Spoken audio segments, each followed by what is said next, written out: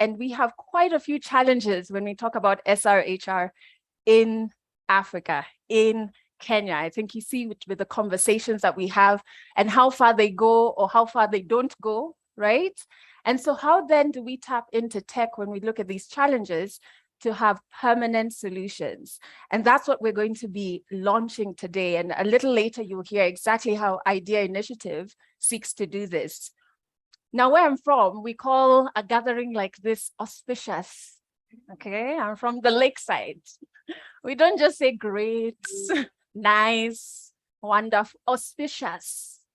And at the core of auspicious occasions like this, we have to dance, we have to celebrate, there's got to be art.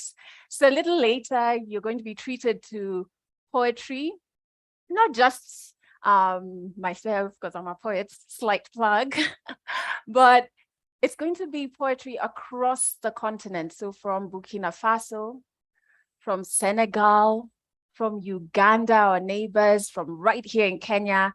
And also we have the legendary and award-winning artist, Eric Wainaina, and his amazing band. They're going to be gracing us a little auspicious. I told you, auspicious, auspicious.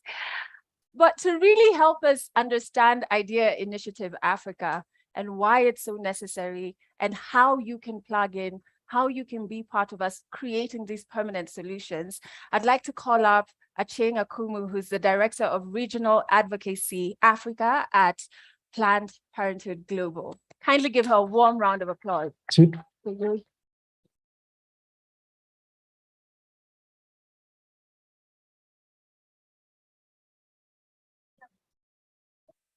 Okay, thank you. Oh, that's perfect. Thank you so much. Let me put this here.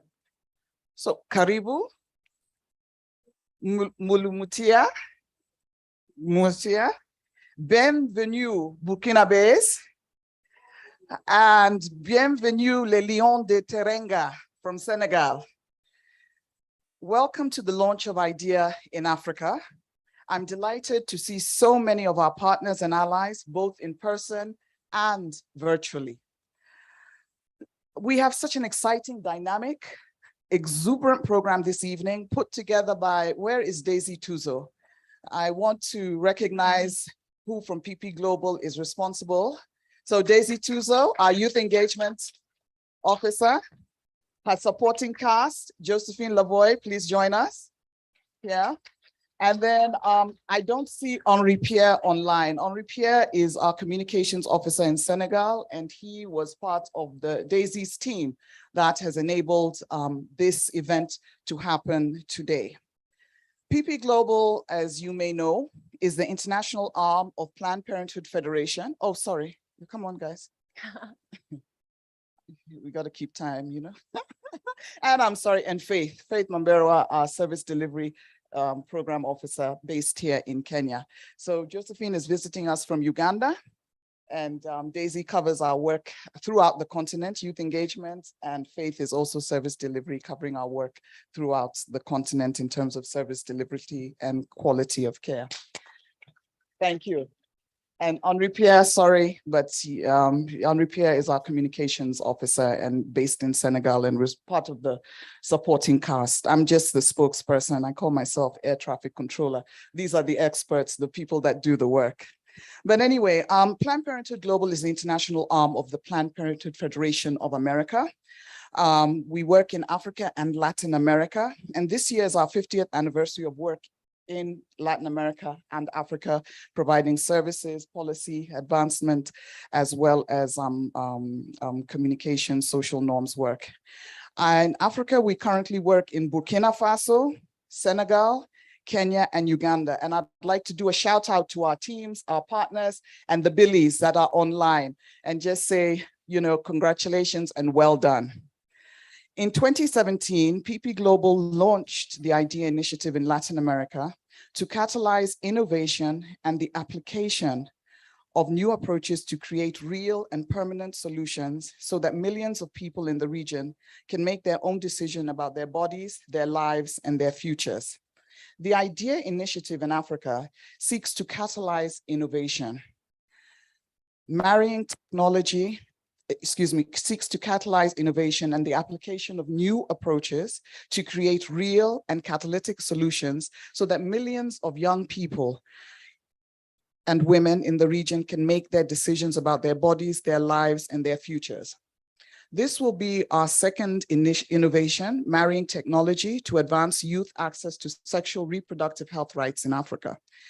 Billy Now Now is our flagship youth-led driven project in Burkina Faso, where in partnerships, we have developed a referral platform developed for youth access to friendly services, accurate information, and safe spaces for consultation. So a shout out to our Billies, our young people in Burkina Faso, and I see we've got some new Billies sitting in the corner there. I see them wearing our t-shirts. I believe you're from the University of Nairobi. Okay, welcome, glad to see you. So the IDEA initiative is designed to challenge the entrepreneur, technology, communications, and social impact investment ecosystems in Africa to apply expertise in solving the most persistent and entrenched issues in reproductive health, access, information, decision-making, citizen engagement, and social support for a prosperous economic future.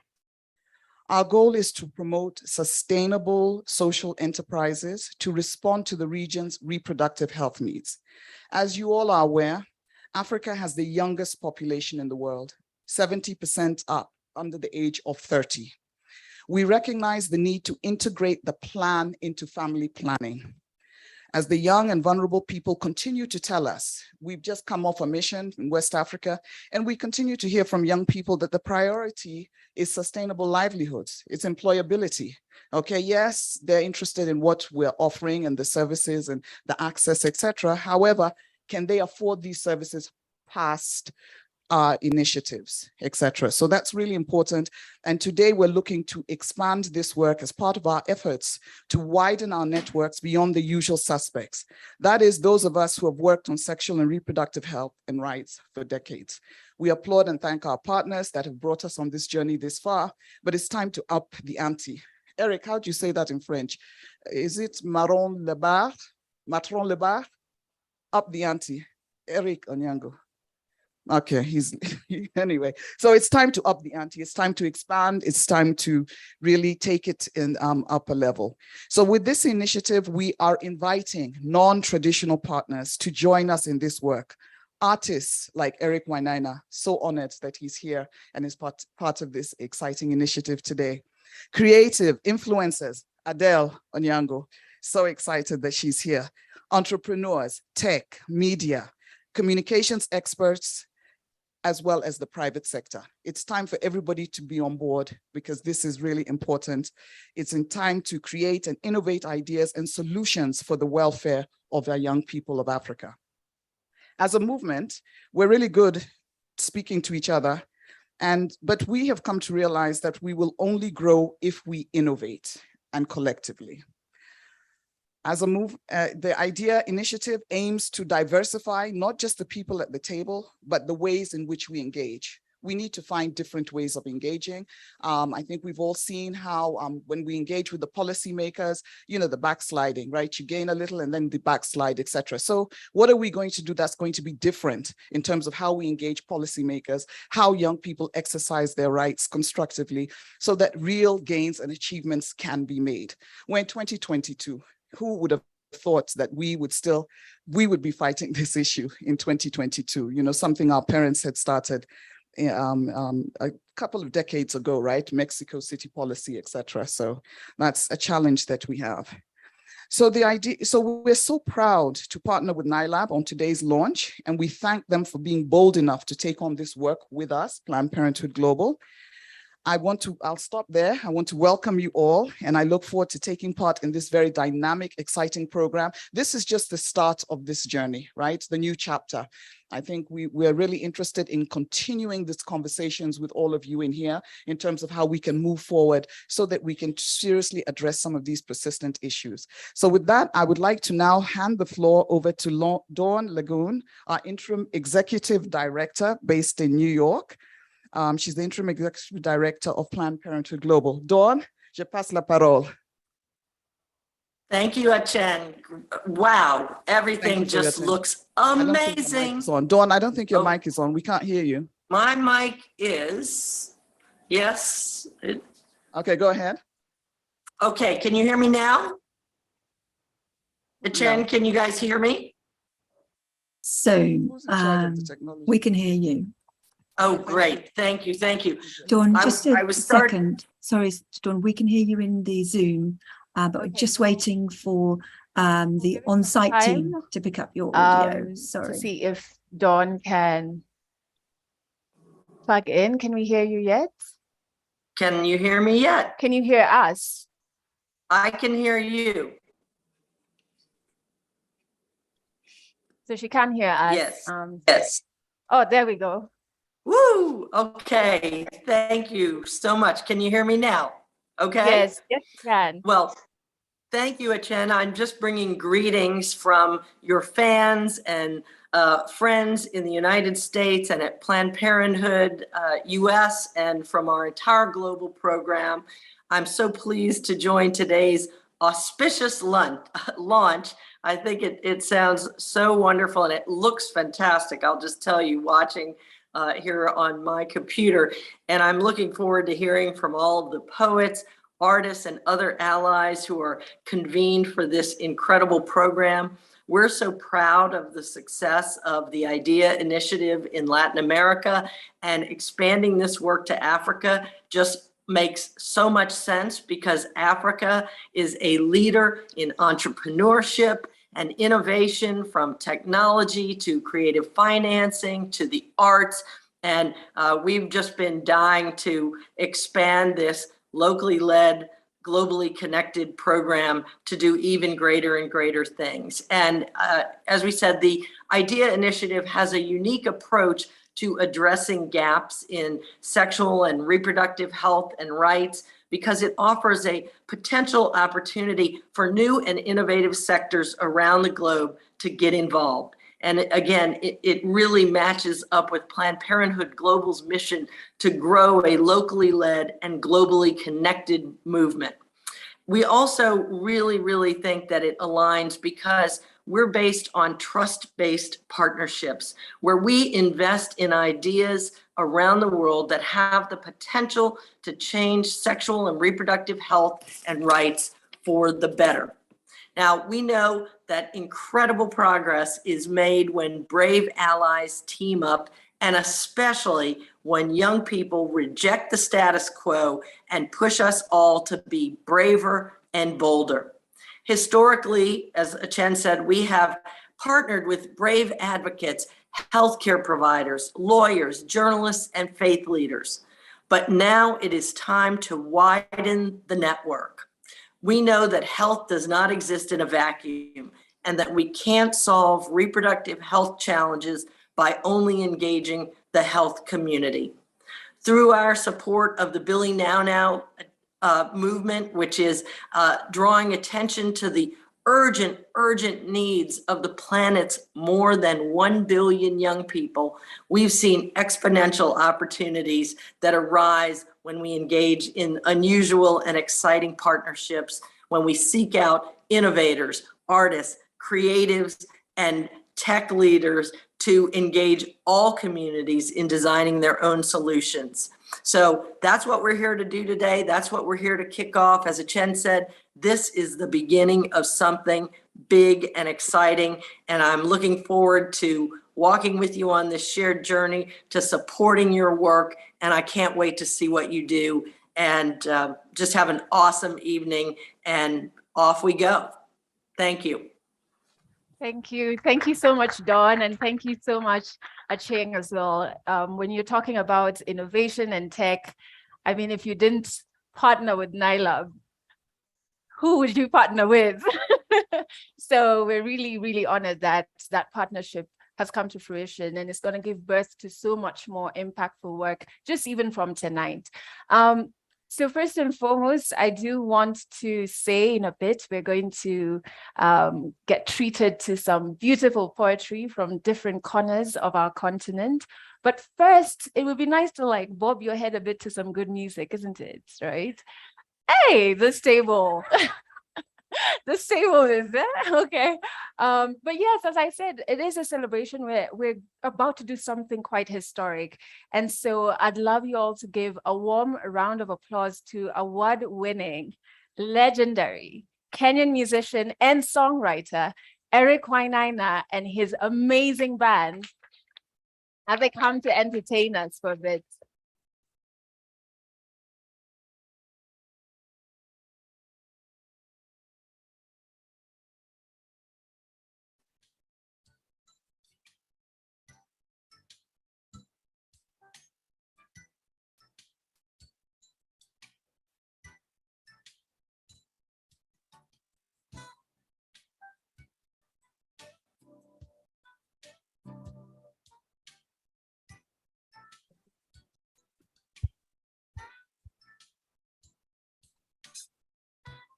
Good evening, everyone. It's a great honor for us to be here tonight at the launch of this amazing initiative. PP Global, thank you for having us. And Shing, thank you so much. Night Lab, thank you for inviting us. I know you haven't eaten yet, but if it gets too loud, dance. Okay, I'm joined by a wonderful band here.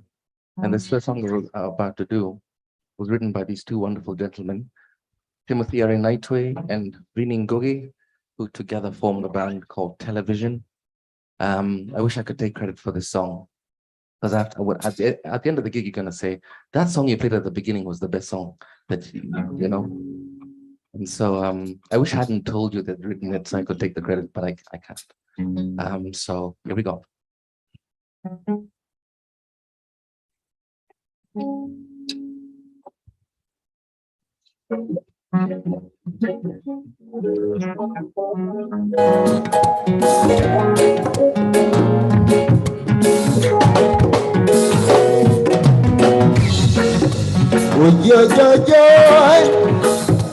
Would you bang bang bang bang bang bang.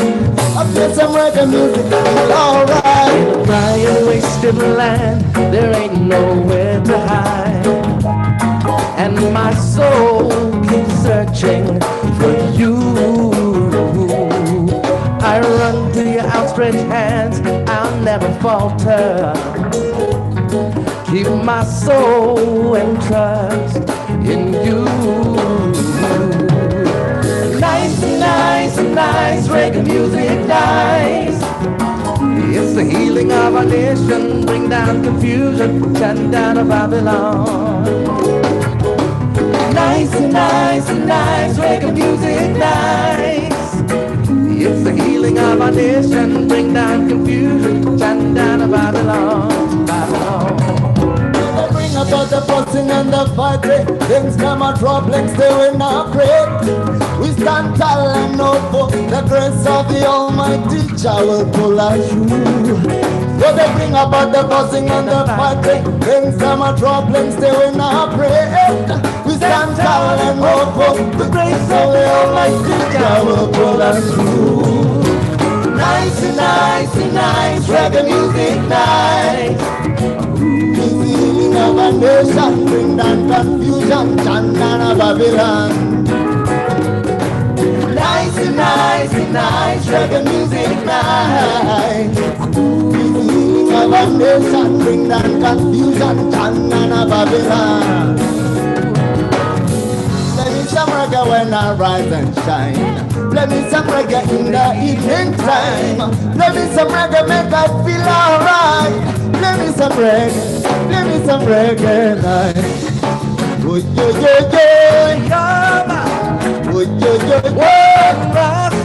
bang, bang, bang, bang. I play some reggae music, alright. Play some reggae music, play some reggae tunes. Play some reggae music, play some reggae tunes. Play some reggae music, play some reggae tunes. Play some reggae music, play some reggae tunes. Nice, nice, nice reggae music, nice. It's the healing of our nation, bring down confusion, shut down of Babylon. Yeah. Nice, reggae music, nice. It's the healing of our nation, bring down confusion, shut down of Babylon. Babylon. Nice, reggae music, nice. It's the healing of our nation, bring down confusion, Pangana Babylon. Nice, reggae music, nice. It's the healing of our nation, bring down confusion, Pangana Babylon, Babylon, Babylon, Babylon. Nice, reggae music, nice.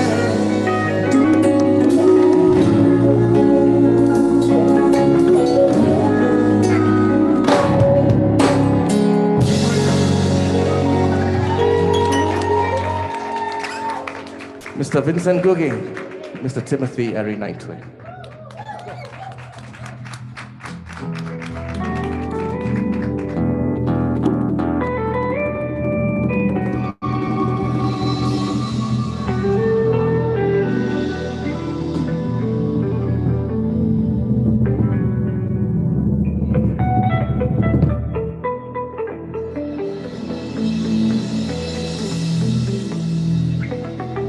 On guitar, Mr. Benjamin Kabaseke Masinde.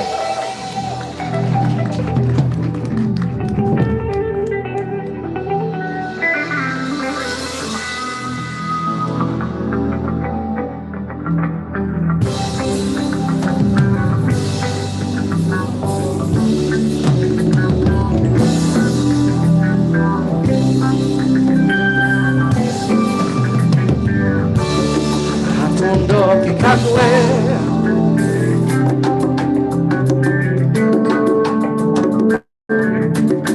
Hatondoki kamwe.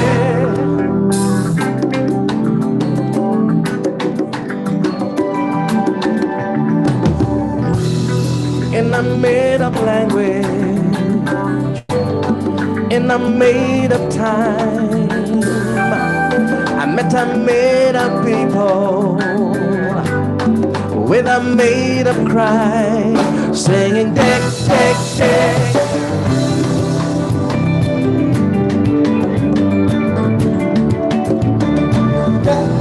In my fabrication, on the town's main street, stood an army general, trying to make a speech, but the people would not listen. They weren't listening anymore. They'd lost too many children in the stupid war, singing deck, deck, deck.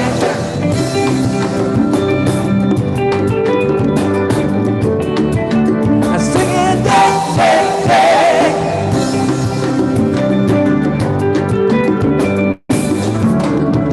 And then the tanks began to roll, but the people were not moved. And the tear gas began to choke, but the people were not moved. They said, come and get me, blood suckers, come and get me, I won't move. The words I'm singing will live much longer than the skin I'm living in. I am with them.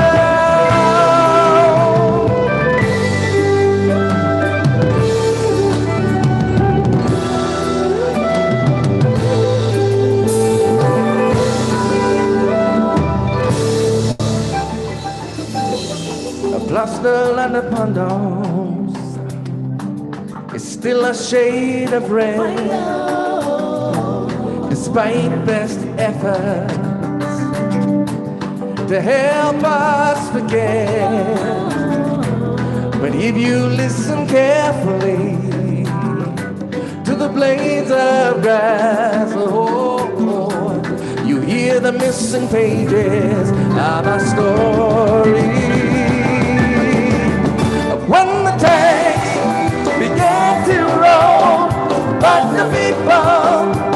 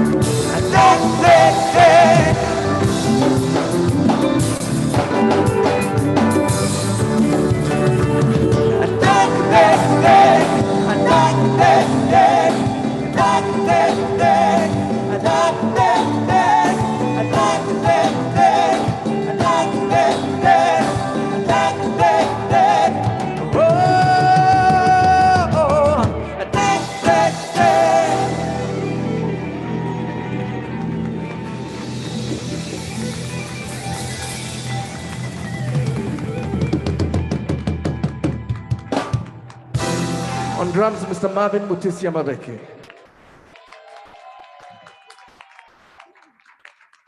On bass, Mr. Teddy Mwangi.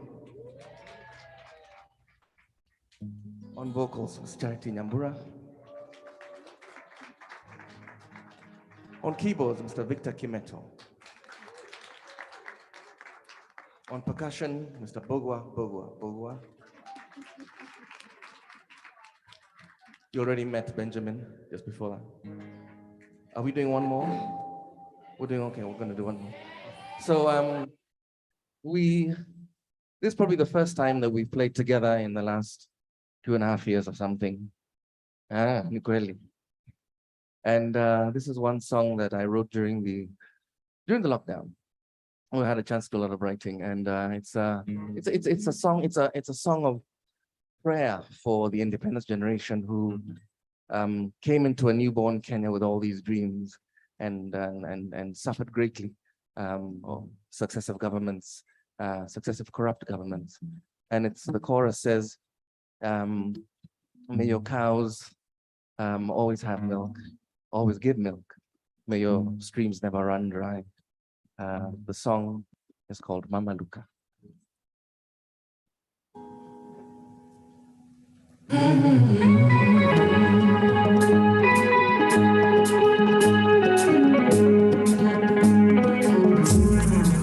Mama Luka, nyore gweta inene, we omwe wale, makire toralere.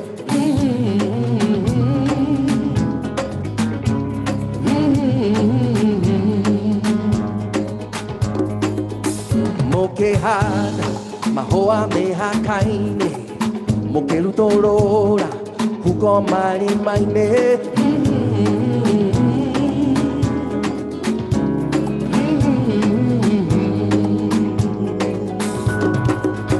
Siana sianyu, mokeshegaera keharo, ya kutengera, na goda kamufira.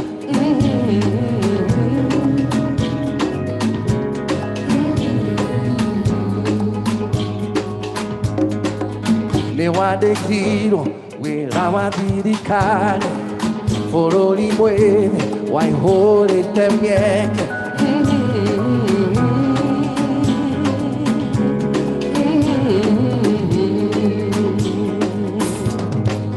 Quiero todo que amo todo moiro arena we adi totigeri ganera matuko maike namageteo oheo otore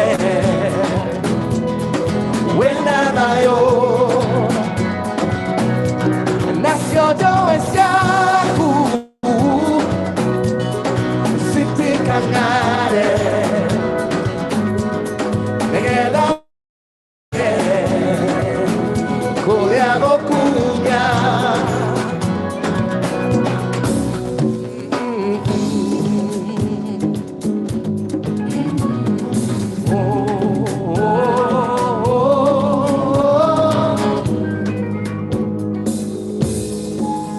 Tukirowera na mbesa siaritaya na nyumba yaku niraholirwo munara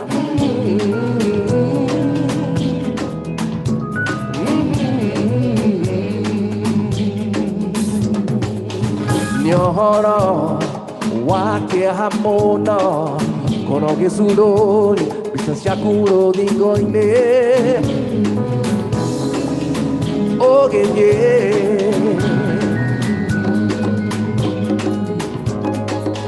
watahona kerori watigona rotogo kyoneki gaku totige tiganeria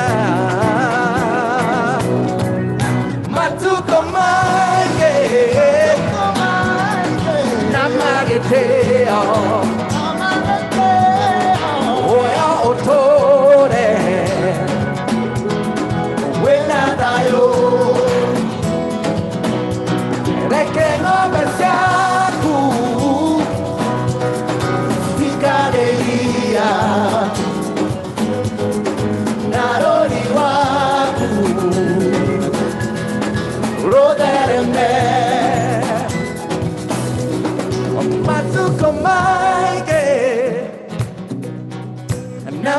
Namageteo,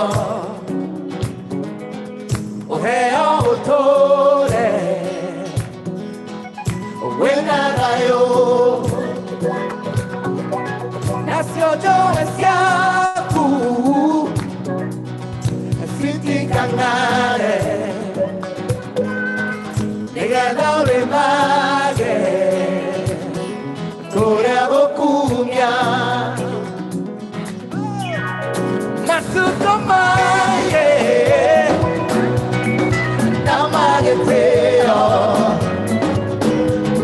Oheo Tore, Wenarayo,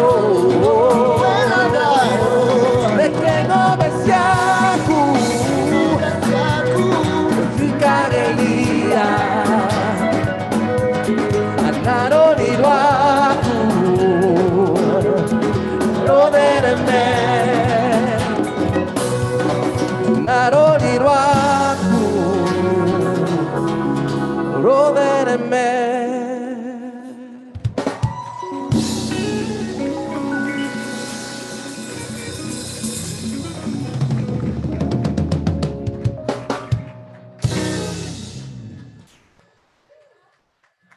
That was absolutely amazing. Oh, my goodness. I had to make sure I still come back put together because the dancing I did there. No, but I think it's so apt that we had Eric Wainaina and that he performed Deck, Deck, Deck, which if you're an active citizen, at one point in your life, when fighting for change gets a bit hard, you kind of go back to that song to get some fuel. And he will be back. He will be back for round 2, and there's even round 3, okay? But now I need a bit of help because there's spaces my bonjours and we, with the only 2 words I know, cannot go. So I'm going to call up Eric to kind of help me. But first, let's check in with those who are streaming in and where are they coming in from? I know you've been chatting with them. Oui, merci. J'espère que vous m'entendez. Merci Adèle. Je me disais, la musique nous réunit tous. Si on parle de la musique, le rythme, même si on ne comprend pas la langue locale, on bouge, on sent bien, n'est-ce pas? Donc, voilà, ils me comprennent. Donc, je suis ici pour mes participants en ligne. Je vois mes chers frères et sœurs du Burkina. On est ensemble. Viviane, je vous vois du Sénégal. Qui d'autre? Merci de me saluer et de nous partager, de nous dire d'où vous venez. Si on est au Kenya, c'est en live. On a le grand chanteur Eric Wainaina et son équipe. Mais même en ligne, vous sentez au moins le rythme, n'est-ce pas? Oui, voilà. Les participants en direct et en ligne, merci de me saluer, de nous dire vos sentiments. Il y a des émoticônes si vous voulez. Et tout comme la musique, il y a aussi la poésie. Poetry. Voilà. I got you on that Voilà. one. Et parfois, je n'entends plus la traduction en français. On va voir comment faire, on va résoudre ce problème, mais j'espère que les autres personnes m'entendent. Donc, tout comme la musique, parfois, ça n'interprète pas, on la sent. Et aussi, la poésie, c'est pour le sentir. C'est pour le sentir. Donc, on aura pas mal de poètes. On commencera par notre frère de Burkina. Il s'appelle, lui, ce qui s'appelle la voix d'or. C'est pas le point live. Donc, la voix d'or, c'est l'exemple technique pour partager vidéo. Je crois qu'il est là depuis Ouaga. Donc, l'équipe technique et la voix d'or, attends. So, we'll watch quite live training us from Napato. We'll listen to just today. And then I'll attempt to press the emotion. Right? Okay. Donc, la voix d'or, vous avez la parole.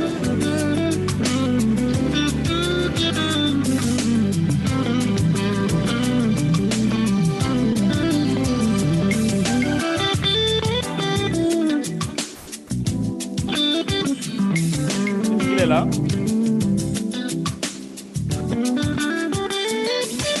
Hola, Leila.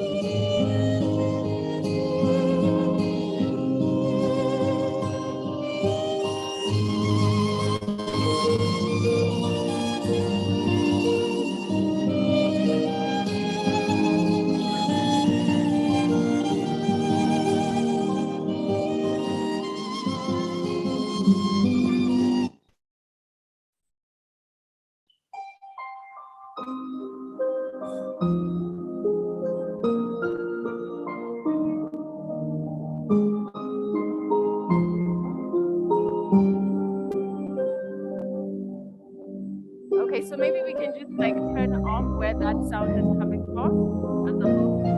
And from him.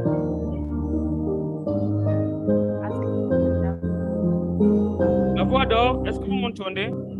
Sur Ouagadougou, le soleil se couche, sommeille le grand aigle, le ciel accouche d'une lueur sur les cieux. La jupe tachetée de la belle l'effraie, elle tremble car elle en paye seule les frais.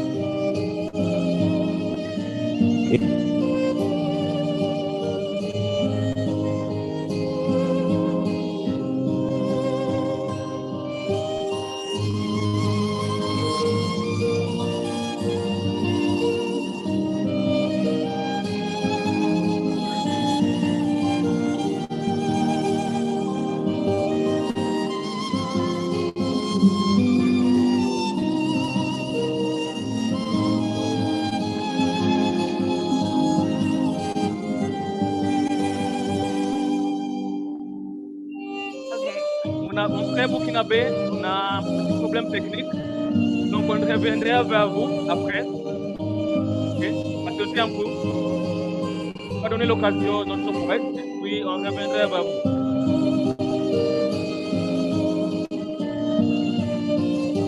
Yeah, as we figure out that channel, we'll come back to him. So perhaps we could just start off that. And in the meantime, move on to the next poet as they figure out what could be the problem there. It's already started. It sounded so good at the beginning. Even when you don't understand, you're like, yes, I agree. So we're going to try our very best to make sure that we get him back on to perform. Right now, we do have a recorded audio. Let me tell you, as a poet, this is one of the best ways to consume poetry. Audio only. You can even like close your eyes and just listen to the words only. It'll take you somewhere else. And we have a wonderful poet who is from Uganda. His name is Migoda Gordon, aka Wake. And so we're going to listen to his piece, which is a recorded audio.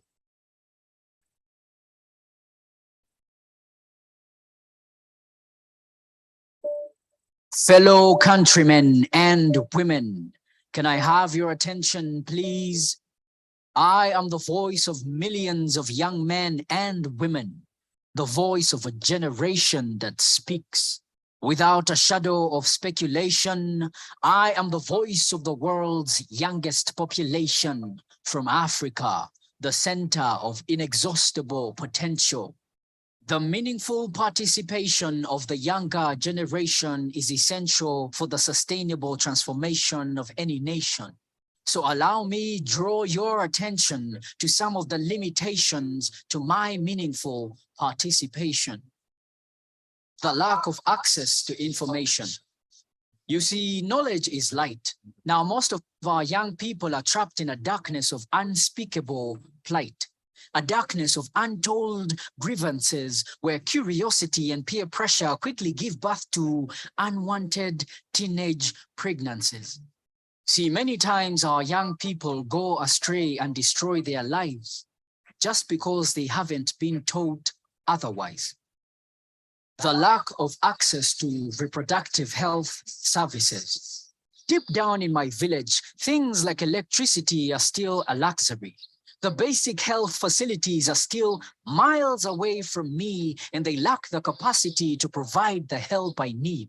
And boy, do I need help, because I have never seen an ambulance in my life before.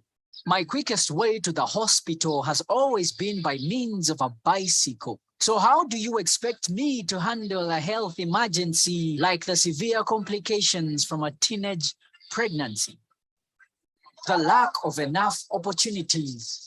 See, we, the young people, have a lot to say, but many times the older generation has us locked away in the stereotypes of inexperience and recklessness. But I have an idea. Let's hold a meeting with all stakeholders. A meeting not just to eat cake or take soda, a meeting that will explore all the possible options and aspects of an ideal sexual reproductive health landscape. I have an idea. Let's build a bridge between the member of parliament and the teenager so that we have policies that serve the teens better. I have an idea. In this day of social media, let's regulate the content displayed on social media. I have an idea. Let's merge my ideas with your ideas and have all ideas come together, because together we are a force. That's wonderful. And now we're going to have Eric translate that piece just so that everybody can Oui, experience it. merci Adèle. Je tiens à remercier Gordo Migoda, vient de l'Ouganda. Comme je disais, parfois la poésie, on ne s'interprète pas. Mais bon, pour les francophiles, voilà l'interprétation. Donc, Migoda, là, il parle de quoi? Il parle de la voix des jeunes. Hein? Il parle de tous ces problèmes que les jeunes subissent. Il parle d'une génération qui s'exprime sans doute. Il parle de la voix de la plus jeune génération au monde, qui ont un grand potentiel. Il parle de la participation significative et essentielle pour transformer la situation des jeunes. Là, il a parlé du manque d'accès aux informations. Il dit que la plupart des jeunes se trouvent dans un nombre obscur. Ils sont sous la pression, ce qui fait qu'ils subissent certains problèmes, y compris les grossesses précoces. Il parle du manque d'accès aux services de la santé des reproductions, manque de courant, par exemple. Il dit que les gens ont besoin d'aide. Il donne un exemple il n'a jamais vu une ambulance traverser son petit village en Ouganda. Il dit que les gens ont beaucoup à dire, mais les plus âgés les bloquent. Il parle d'une nécessité de partager nos idées, de se réunir, de quoi qu'il soit, comme partie prenante. Donc, en résumé, voilà un petit peu le résumé du poème de notre frère ougandais. Thank you so much, Eric. So we have another poetry performance before we check back in with La Voix d'Or. And this time we're going to Senegal. And we have a brilliant poet from there called Plume Perdue. Did I say that right? Plume perdue. Close. Plume perdue.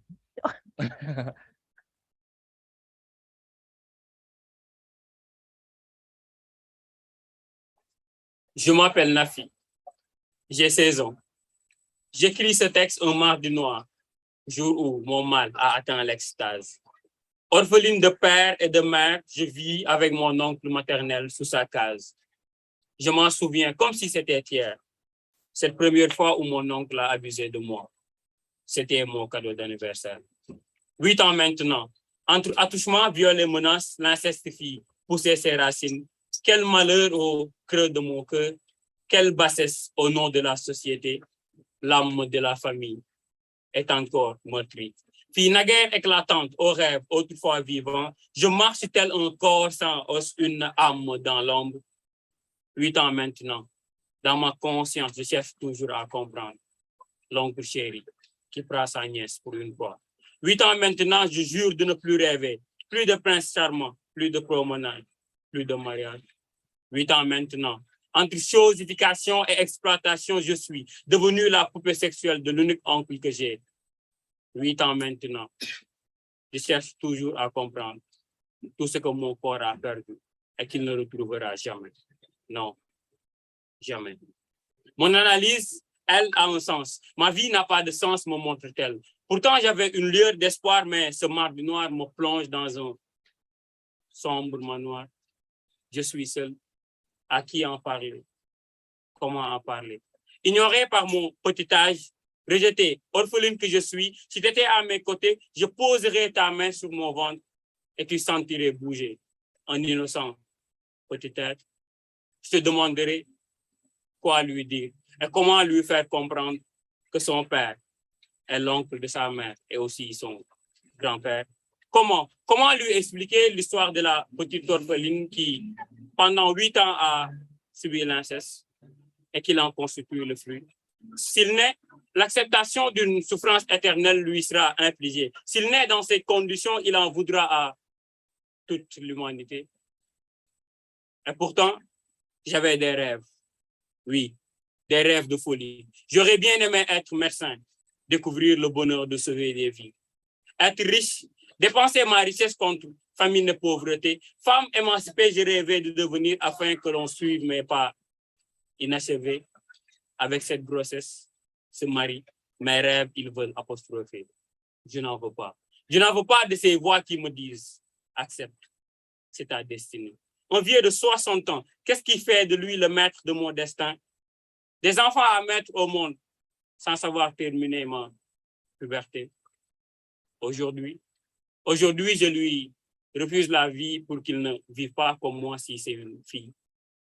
Aujourd'hui, je lui refuse la vie pour qu'il ne fasse pas vivre ce que sa mère a vécu si c'est un garçon. Le pire, c'est que mon corps a été esclave de la clandestinité. Dans le seul espoir de ne pas sécréter le fruit d'années de souffrance, j'ai tenté d'avorter, ce qui n'a pas manqué de conséquences. Et dans les rumeurs de la ville, j'ai voulu me suicider. En réalité, si l'avortement médicalisé était légalisé, mon choix serait sans impact à ma peine. So this is for you, straight from Senegal. Plume perdu translates to lost feather, wasn't able to join us live. Situation a bit in Senegal, but he puts himself in a situation of a girl who's 16 years of age. The girl is called Nafi. She's an orphan. She was raped by her maternal uncle on her birthday. 8 years after, she asks herself, how does she live with this incestuous experience? There's so much pain in her heart. There's shame in society. 8 years later, she's trying to understand what she went through. 8 years later, she no longer has the dreams she had. She cannot get married. She says her uncle treated her as a sex object. To her, life has no meaning. She's alone and no one to talk to. What does she tell this uncle who did this to her? 8 years later, she experiences eternal suffering. She wanted to be a doctor, to know what the happiness of saving lives. But that pregnancy from the maternal uncle took that away. So she attempted an abortion, which had its consequences. She tried killing herself, and she puts the question to us, if abortion was legal, maybe she would have experienced a different life. The words of Plume Perdu from Senegal. Quite powerful. And it's just a testament to like how art can help you really understand the stories behind the statistics and the issues that we're trying to fight for and the causes we're trying to fight for. So we're going to try and go back to Burkina Faso and hopefully hear La Voix d'Or. Eric, maybe I'll need your help because if all I know is bonjour, I don't know if I'll be much You of much help. can always say bonsoir as well. Bonsoir. Okay, I can see him getting a microphone. Okay. La plume, non. La voix d'or. Est-ce que vous m'entendez? Vous nous entendez? C'est OK? C'est bon? Allez-y. Could you just test the mic again? La voix d'or.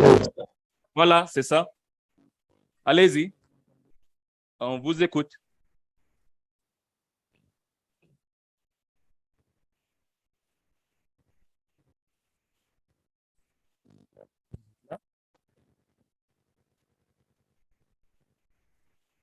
Il y a un petit problème? Oui, on attend juste un peu. Allez-y, on vous entend. Ok.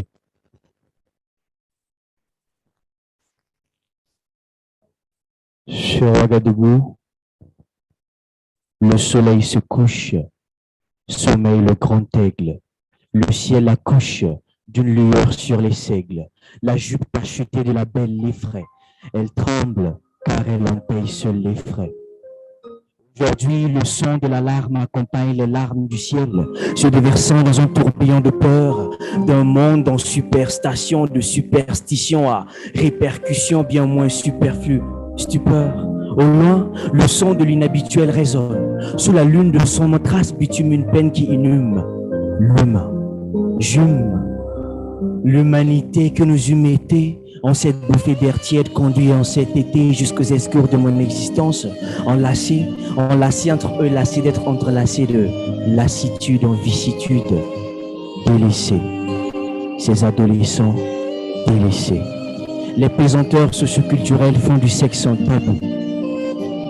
La communication par les pairs nous mènerait bien à bout.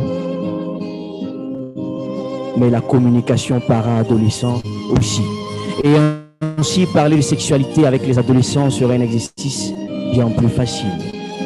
Car, bien sûr, le manque de communication para-adolescent, parents bien moins dociles, conduit à des rapports sexuels précoces, à la multipartenariat, et tout ceci bien avant les noces. Alors doter les parents de capacités nécessaires, car aujourd'hui, seule la rue éduque ses jeunes. Et aujourd'hui, le soleil se couche, sommeille le grand aigle. Le ciel accouche d'une lueur sur les seigles. La jupe tachetée de la belle l'effraie. Elle tremble car elle en paye seule les frais.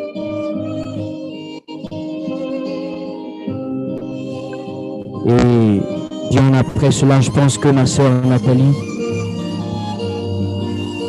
se protégera des sugar daddy. Elle qui se fait appeler canne à sucre, sans elle, sans sel, tantôt sucée, tantôt suçant les seins pointus, tout ceci, après cela, elle saura que c'est bien tantôt, mais à 30 ans déjà, après tant d'avortements, ça va faire mal, même si lentement. C'est vrai, les billets de 10 000 peuvent faire les pansements, mais allez-y doucement. Et au loin, le son de l'alarme accompagne les larmes du ciel, se déversant dans un tourbillon de peur, d'un monde en superstation, de superstition à répercussions bien moins superflues, stupeur. Au loin, le son de l'alarme accompagne les larmes du ciel, se déversant dans un tourbillon de peur. Slap.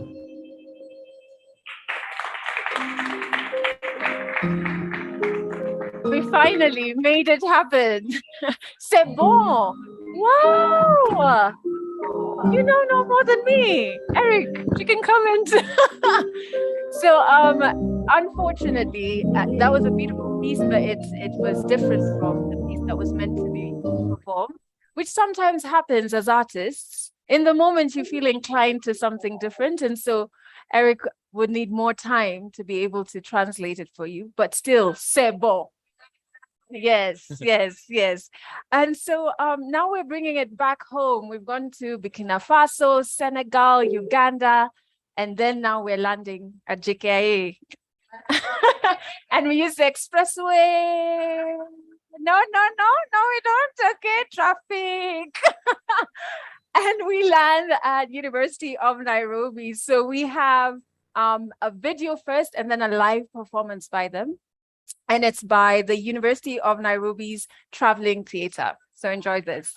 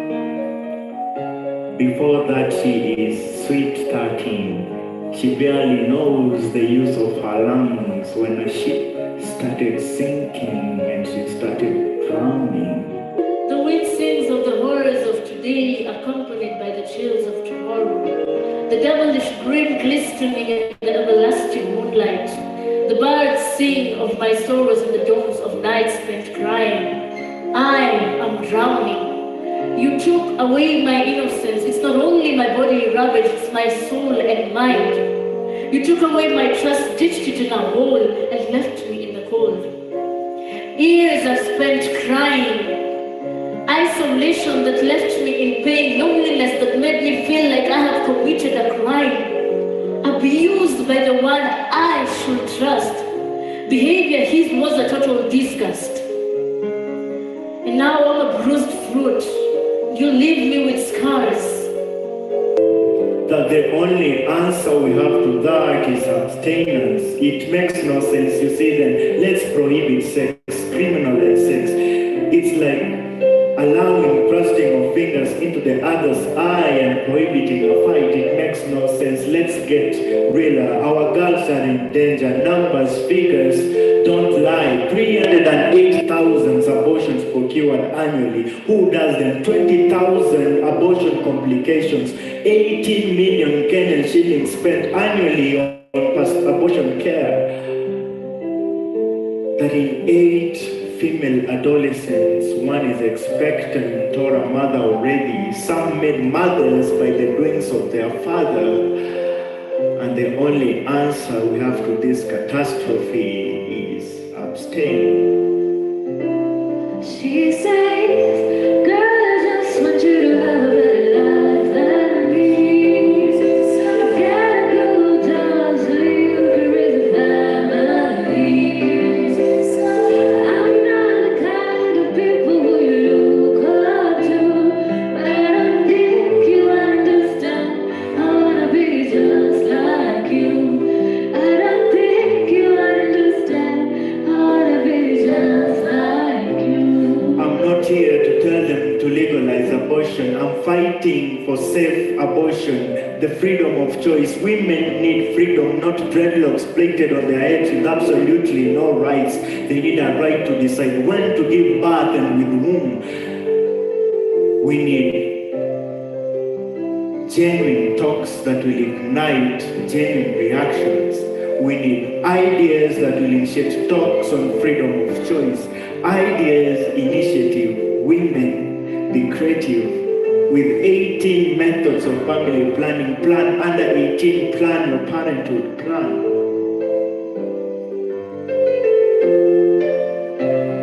She says, girl, I just want you to have a better life than me. Get a good job so you can raise a family. I'm not the kind of people who you look up to, but I don't think you understand. I wanna be just like you. I don't think you understand. I wanna be just like you.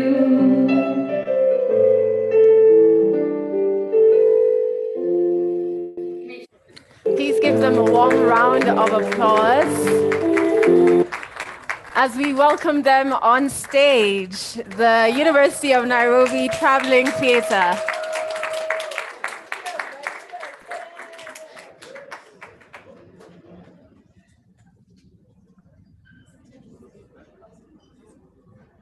Good evening, ladies and gentlemen.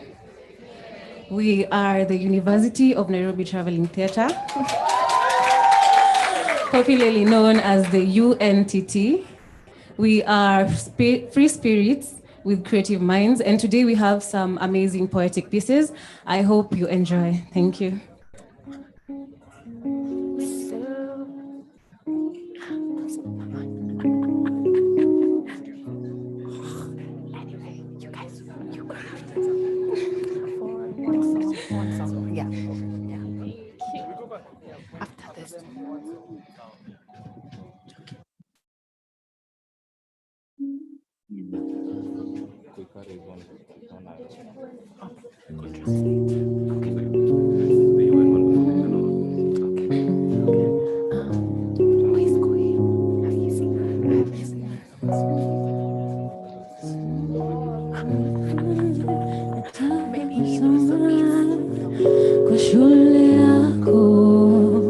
Kwa shule yako, nichukue, nifunze, nataka kusoma. Kwa shule yako. Is the mortality of a decision too difficult to decide? I think of parenting as an art. You see, parents are artists without constraints, while children are blank canvases on which to apply paint.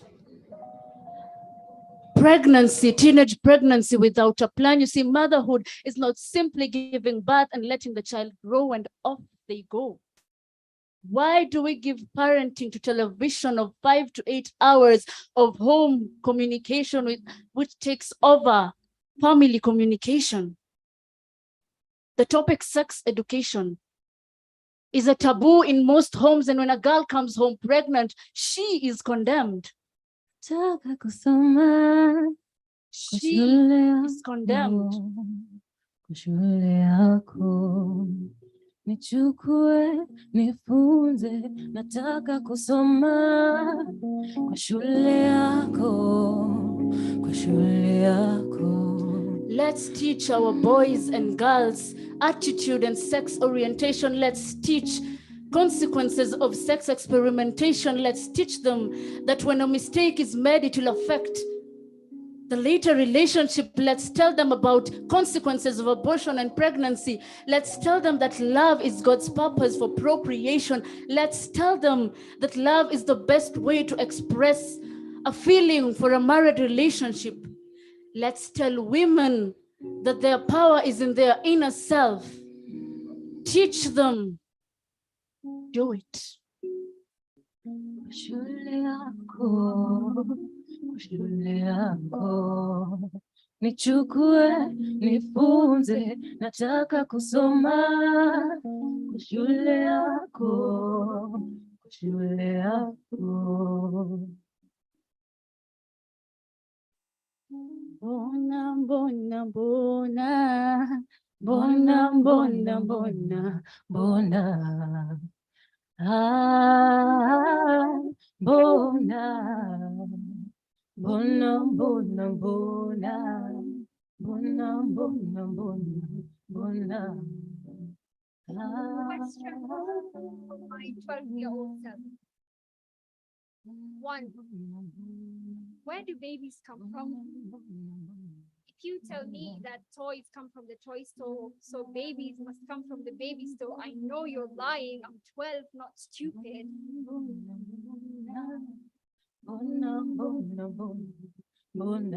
2. Is my uncle supposed to touch me there? Because he called me a good girl and you said I should be a good girl and I want to be a good girl. So am I doing good?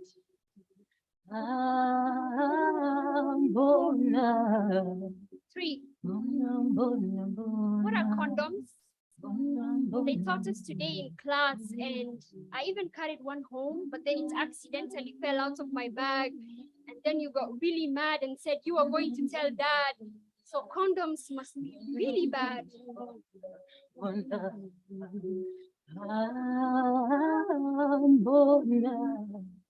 4. My teacher said, when you go home today, find out how to say contraceptives in your mother tongue. But if I do that, I'll probably have no tongue tomorrow.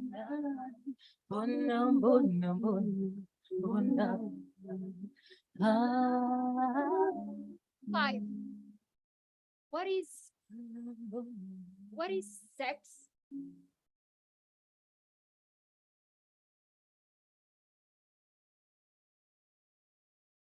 And why does it silence you? Bona. 6. Did you not say education is important? 7. If I have sex one day, will I die? 8. A girl in my class is pregnant. She's a year older than me. If she had sex standing up, would she still be pregnant? 9. What is a sugar daddy? Do I want to be a sugar baby? 10. When I walk down the streets, I see big words on the billboards: teenage pregnancy, sexually transmitted diseases, safe abortions, medical complications, limited opportunities, IUDs, safe abortions, Planned Parenthood. I remember all the words, but what do they mean? Bona, bona, bona, bona, bona, bona, bona.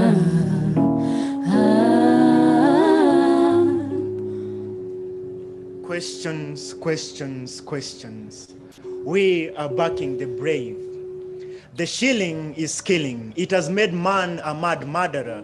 Play with clay, clay pot play. Harry, be Potter. Peter, please, be Parker. Ever you have to be braver. We are backing the brave, not driving slaves into their graves. What is wrong? What is wrong with ever planning for a family with this high cost of living that has hit the ceiling and is going as if the sky is no longer the limit? Ever, nothing lasts forever. 'Cause she says, girl, I just want you to have a better life than me. She says, get a good job so you can raise a family. She said, I'm not the kind of people you look up to, but I don't think you understand. I wanna be just like you. So she remembers moments, instances that gave her mental tortures. Her heart has grown gross, so floody, Noah. So she closes her eyes, she opens, she blinks, she stares. The world isn't fair. Choices have consequences. Mirrors have errors, they lie straight into your eye. Once bitten, twice shy, thrice you might die. So she takes a deep sigh. She wonders who teaches men to be right when they go wrong. So she moans, not because it is pleasure, but because it is pain. Of what good is her home if it is not warm? She wins. She's been fed lies for spread lies. They flooded her veins. Her brain is in pain. That contraceptives are repulsive, disgusting, and nauseating. That condoms, sure condoms cost is testing sex. That jik brewed concoctions for abortions are the correct medication for abortion. That family planning pills cause heart attack and barrenness.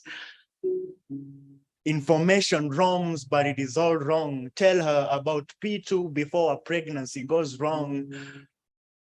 She needs to be sure. Tell her that Durex gives scent to sex. Tell her that it is smooth, that rough ride before you die, that a kiss builds trust. Trust is safe. Tell me how safe are the safe days? They are unsafe. Unsafe abortion done by tongues will make your womb contract and be septic. Truly, abstinence is unrealistic. So we need enlightenment about sex. Tell us about comprehensive sex education. I said, tell us about comprehensive sex education. So the shilling is killing. It has made man a mad murderer. Play with clay, clay pot play. Harry, be Potter. Peter, please be Parker. Ever you got to be braver. We are speaking for the brave. We are backing the brave. She said, girl, I just want you to have a better life than me. She said, get a good job so you can raise a family. She said, I'm not the kind of people you look up to, but I don't think you understand.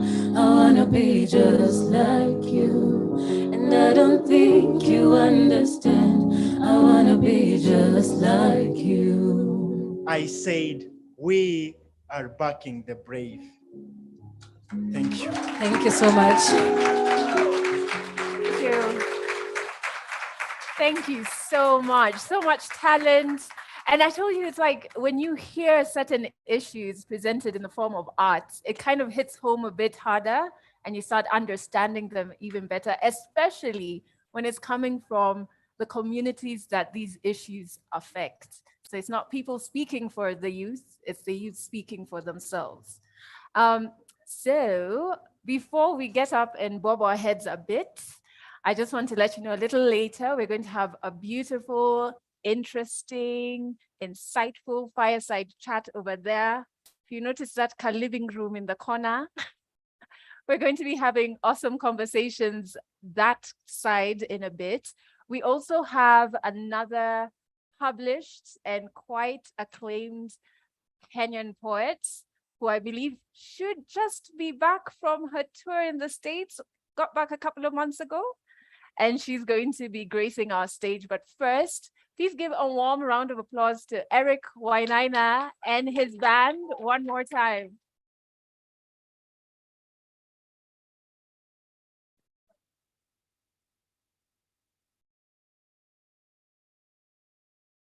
I'm privileged to be the parent of a very talented individual who we spent hours choosing their name. And my wife and I were like, let's choose a really cool name. And we named them Seben, which is, you might know, is the music from the Democratic Republic of Congo. But you know, you can't control everything. So when they turned 16, they said they wanted to have a new stage name, and their stage name is Show. So ladies and gentlemen, please welcome to the stage the excellent Show.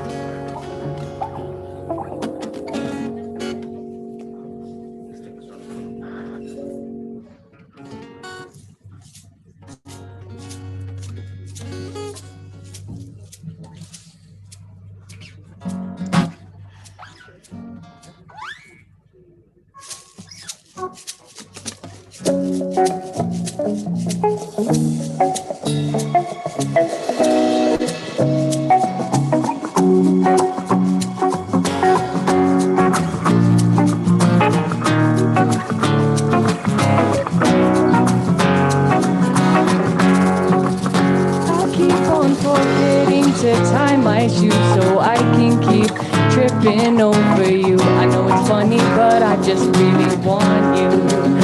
I keep on skipping steps to get to the next level, like our love's Nintendo. No, it's funny, but I just really want you. And oh, what do I know? I'm still learning to put my feelings in words. Compare you to sensations, 'cause you got me out of this world, out of this world.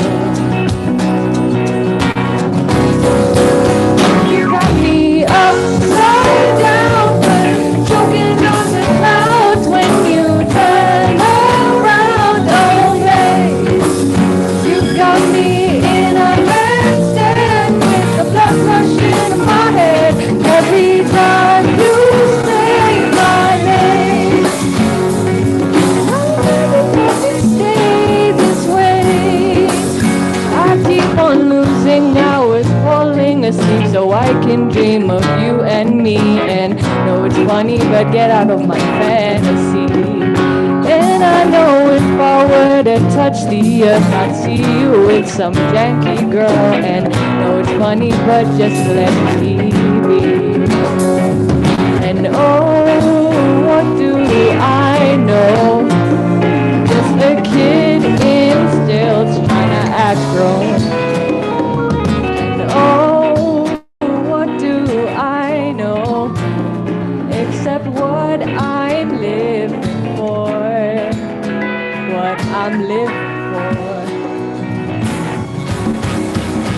You got me upside down, but choking on the clouds when you turn around. Oh babe, you got me in a handstand with the blood rushing in my head every time you say my name.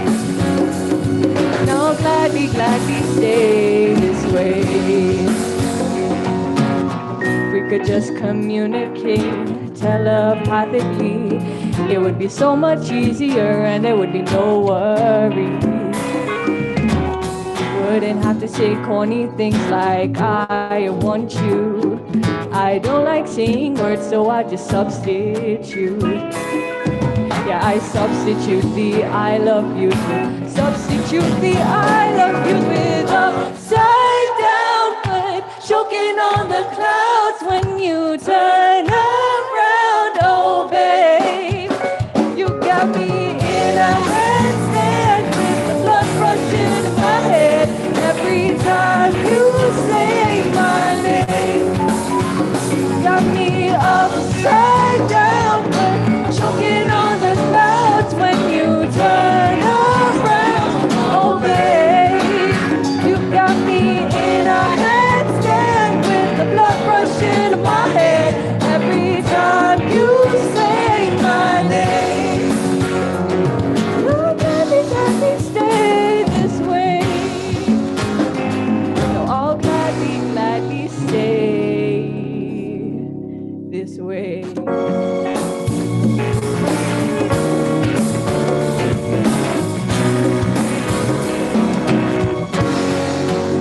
Round of applause for show, ladies and gentlemen.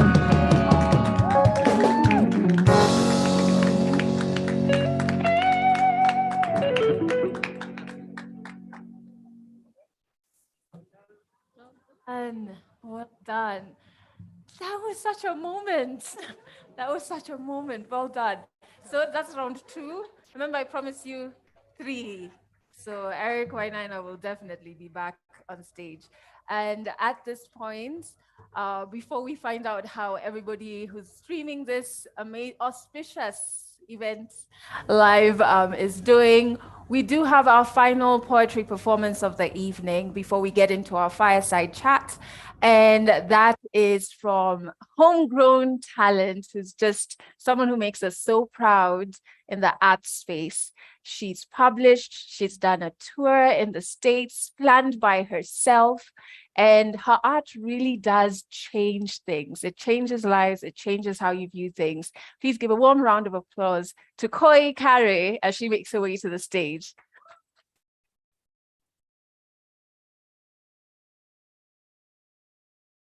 And after she performs, for those who know more than C'est bon, we will have Eric doing the translations of her piece.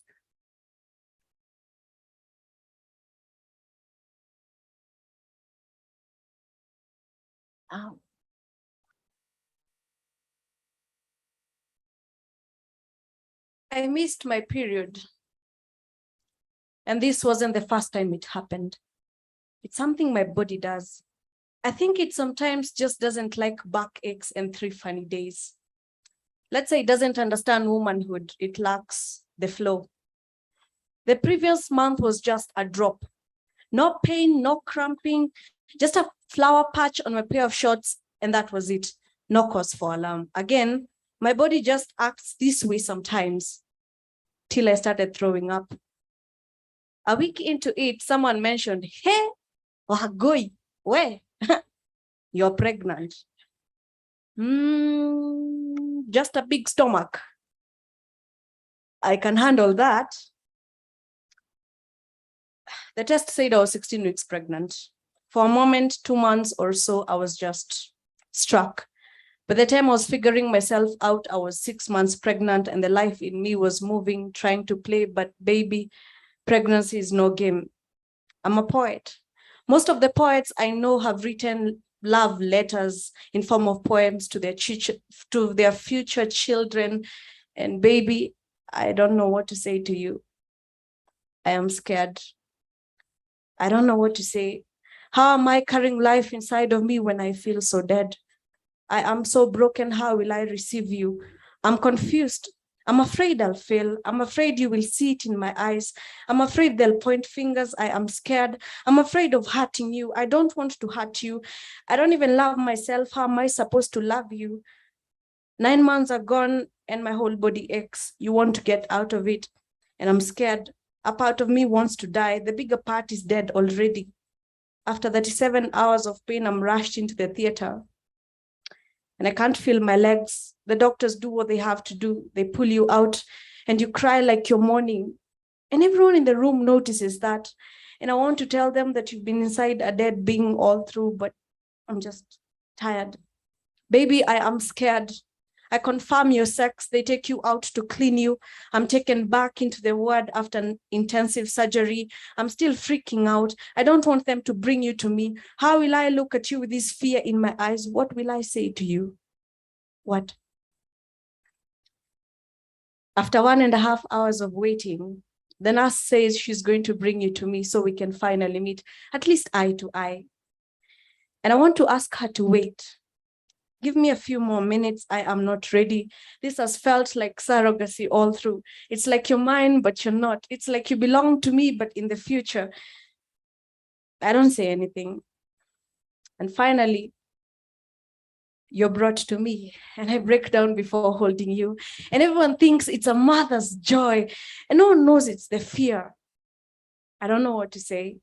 I chant a little prayer to God and I tell him to always give you joy. I don't even know what name to give you. And then the spirit whispers a name, says, Kena. It means be happy. Be happy, baby girl. Be happy. Kena monoma kena. Kena monoma kena. Kena monoma kena. Thank you.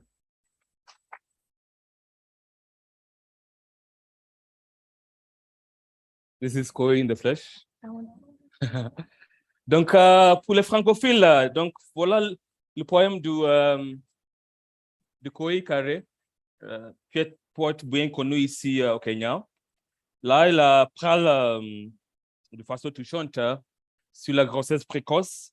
Parle d'une dame qui n'a pas eu ses règles, et qui n'était pas sa première fois, et quelques semaines après, quand son estomac a commencé à grandir, et quand elle a commencé à vomir, elle a eu la nausée et tout ça, elle est passée à un test de grossesse. Elle se sentait bloquée. Elle dit parfois qu'elle connaît des poètes qui écrivent des lettres à leurs futurs enfants. Mais pour la première fois, elle ne savait pas quoi dire. Elle fondait en larmes. Elle prie. Elle dit adieu. Elle ne savait même pas quel prénom donner à son enfant. Et finalement, Dieu a chuchoté quelque chose. Dieu lui a parlé de Kena. Donc, voilà le nom qu'elle a donné à son enfant. Et le nom Kena veut dire celui qui est aimé. Et voilà le poème de Koi Carré. Et maintenant, who is on Twitter? How many on Twitter? Instagram? Facebook? The older ones are still on Facebook. The younger ones on Instagram and Snapchat. So please follow Idea Initiative on Twitter. We're taking a few seconds. Twitter, the older ones, the intelligent ones, the Kenyans on Twitter, I see you. Please follow Idea Initiative and hashtag Idea Initiative Africa, Idea Initiative Africa, hashtag. On Facebook, Idea Initiative Africa. Instagram, Idea Initiative Africa. Donc, pour les francophiles, si vous êtes sur Twitter, Facebook et Instagram, merci de suivre Idea Initiative et sans oublier @ppglobe. OK? Merci de suivre Idea Initiative. And I think now we are ready to go to the living room where Adele is welcoming some guests. So Adele, what do you have for us? So yes, to your so left everybody side, can to get my right side. comfortable as we move our cameras. Do what you must. Feel free, turn your chairs.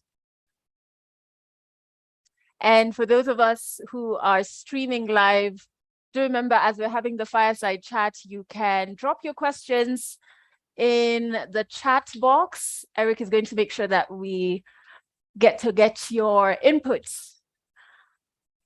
If you're at the back, you want to come closer, this is like our own little living room, okay? So I just need the go ahead from the tech team.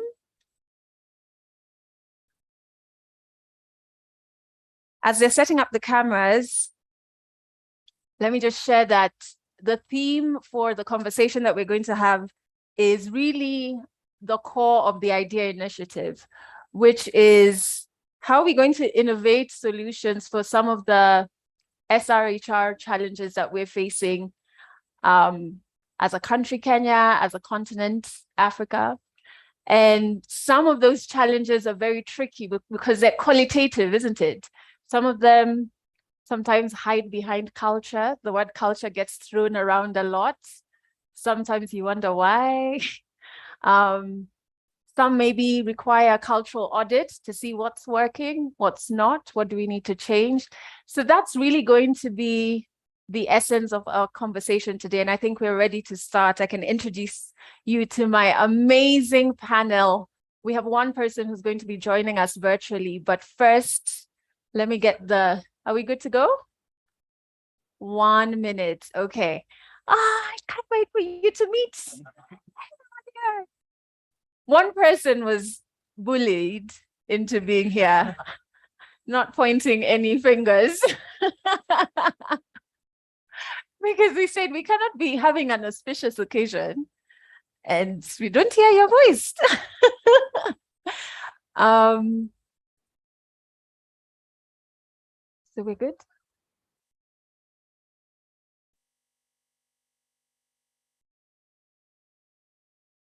Good to go. Great. Okay, so I'm going to start with the speaker right at the end. So we have Ruel Okeo, who I'm so honored to meet because the work you're doing is so necessary and so valuable. Ruel is a gender non-conforming youth, openly living with HIV and doing a lot of advocacy work in that space, and that's something you champion. And I went through your Instagram and I was just so inspired. You're also a sexual reproductive health and rights advocate.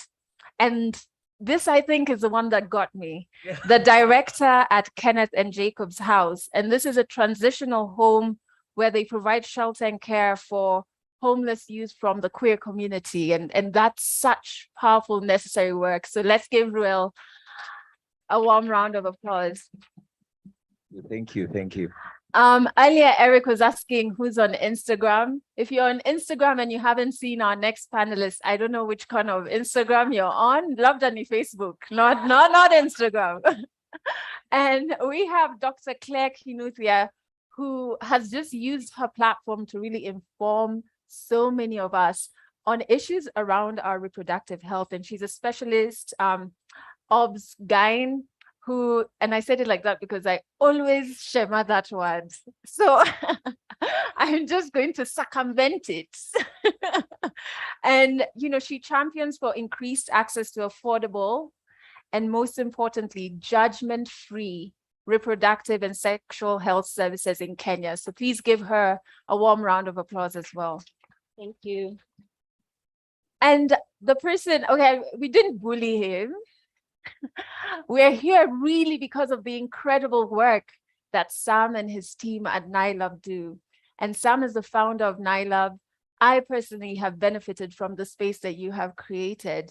And if we're seated here talking about innovative solutions, we can't possibly do it without NILAB and without you, Sam. So it's such an honor to have you on the panel as well. So a warm round of applause for Sam.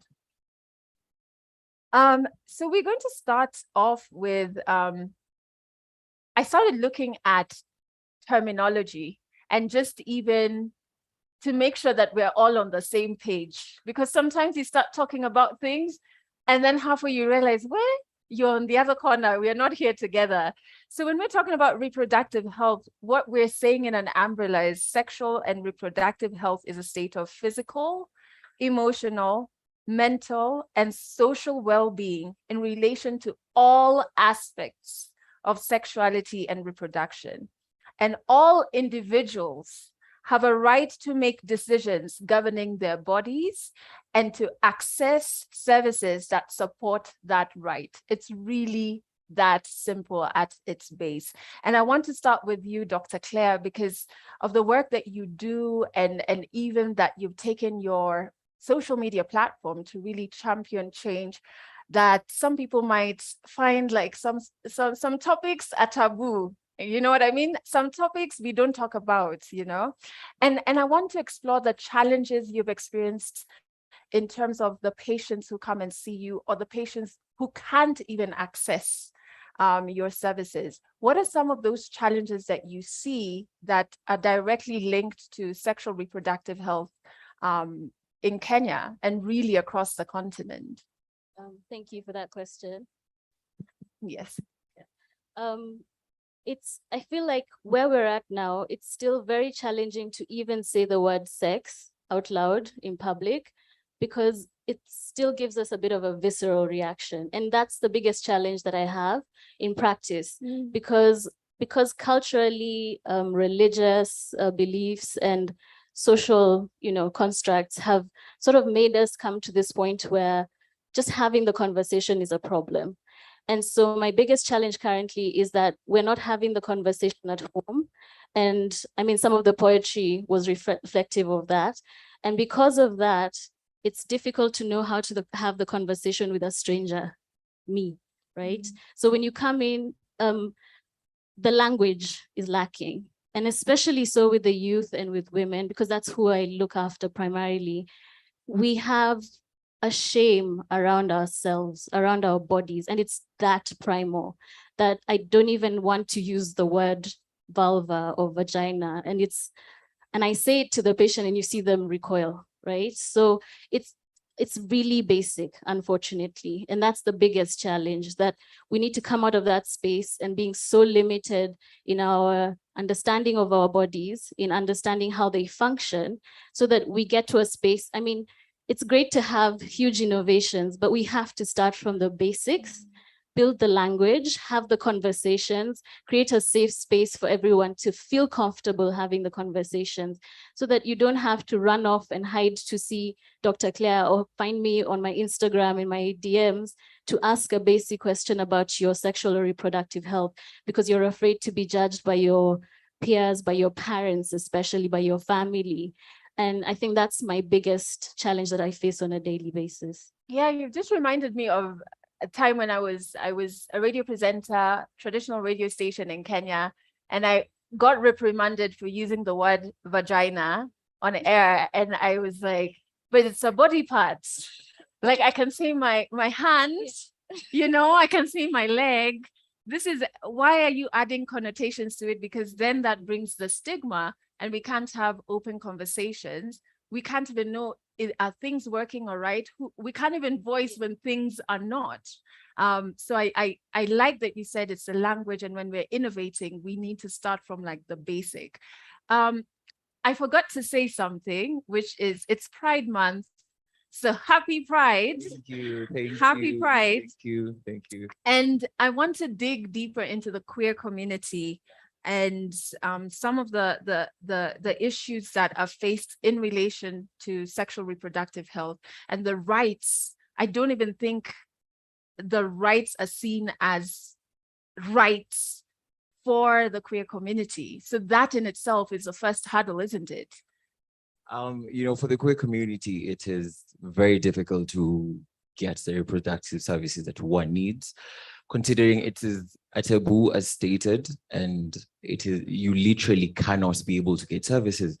So say, for instance, I need some services and I step into a hospital, not a community-based hospital. You find that the services, they're going to be stigmatizing. You're going to get asked questions which you don't have answers to. Okay, you do have the answers to, but the person receiving the answers is not very welcoming of it. I just want services. But you're here questioning me about what my lifestyle choices are. You're questioning me about the religious morality. And yeah, Mom, so I know you're watching, but yeah. So yeah, she's religious and she's watching, so I have to be careful with my words. But yeah, with the queer community, the services which the queer community get, they're very limited. And there's so many organizations which are coming together to kind of like get the services to the community where they are, to access them easily. However, there is still so much which can be done, because this touches I'm adding like salt to injury, but most of us look at things from a privileged point of view. because I'm at this urban center or semi-urban centers, so I can be able to access it. We always think that a queer community is an urban thing, forgetting that there is someone in the rural area who has all these feelings, who has all this emotion, and they don't know how to express it. That is the person you're supposed to be targeting, because here in the city, we can be able to get the services. What about that other person? Are there services catering for them? No, they're HIV positive, they're gay. Where are they going to go for services? You know, it's a matter of, even when it comes to the entire spectrum, you know, each and every bit of the spectrum has its own needs, has its own interventions which need to be put in place, catered for them. But there still is that problem. There is that problem of legality. There is that problem of religion. There's that problem of holier than thou mentality, which retraces us back 100 steps. So it is very hard for someone to get the services that they need when they need them and how they need them, catering for their specific service. Do you think that when the solutions are being built, and some you can jump in here, that at that point there is a lack of inclusivity for different vulnerable communities? So we're kind of building solutions up here in our own little bubble, and we're not including the communities who these solutions are meant to serve. Yeah, to a point, that's actually it, because we look at it, as I said, we look at it from a point of here, you know, just this table. We're not looking at it from an all-rounded table. So you find that when someone is probably trying to seek services, not only just the queer community, but even for the adolescent girls and young women, they just want basic information on contraceptives. Basic. Doesn't necessarily mean they're engaging in sexual activities. They just want the information. But the services, according to guidelines and the what's not, there's literally the services you cannot be able to provide. And so this young girl will probably leave the health facility probably stigmatized and without the information that they needed. And when something happens, allow me to call it, when shit happens, then we point fingers back at her. Yeah. So it's a matter of programming for everyone, because data shows people exist. The adolescent girls exist.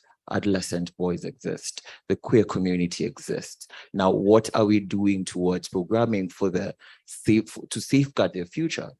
Because so many data shows when it's talking about reproductive health rights, so many adolescent young girls are actually pregnant, you know, and ages are ranging from 12 to like 18.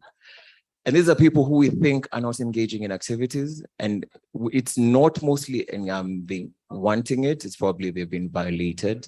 It's probably they engaging in sex work as a means of survival. So what are we going to do to cater for the services that this young girl needs, which are not supposedly provided? You know, so we need to come up with ways to target the right people in order to get services to even that young person. We call them special consideration category. We're not talking about all general. We can get services to the general person, but what about that special category, that one person who needs it the most? Are we going to deny it to them because it is written? Or are we going to give it to them because they need it? Exactly.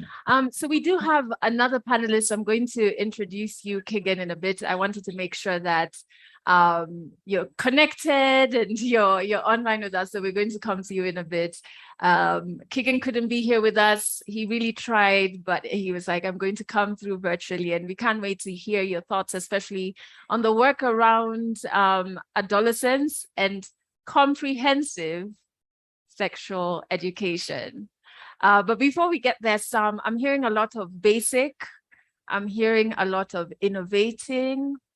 And I think the first question is your thoughts when this partnership first landed on your table or crossed your mind. Was there any apprehension? Was there any thought of like, maybe this is not for us. This is not for tech. Or was there, you know, that light bulb moment of like, hey, maybe we can innovate. Maybe there is space for us to do something here. Well, I know I was harassed to come. Actually, but- harassed is such a heavy word. But so for starters, I cannot answer that question because I'm not the CEO of NILAB. So I think the best person to answer that would be the CEO of NILAB. But of course, being in the board, I got to hear about the opportunity. Now, it's taken me a very long journey to be able to say this is something we should do and we can do. And that's where the question of education comes from. I'm just listening and I'm thinking, I can't imagine what a young queer person goes through when they are having all these feelings and they're confused about where to get answers. And yet the people who are supposed to provide answers, do not do that and end up stigmatizing them. So it's been, I have to speak for maybe other people in the room who grew up in the same neighborhoods like I grew up. There's a lot of unlearning for people like us in the sense of how do we become tolerant and how do we become open-minded to things we do not understand. So I'm happy that NILAB is doing this. We've worked a lot with Keegan from the UNFPA to handle SRH programs. Maybe just to flip it slightly and just talk about what I do or what we are good at, which is innovation. The best way to innovate solutions is not to innovate a solution you're seeing and trying to learn from other people, is to innovate around a problem you're experiencing.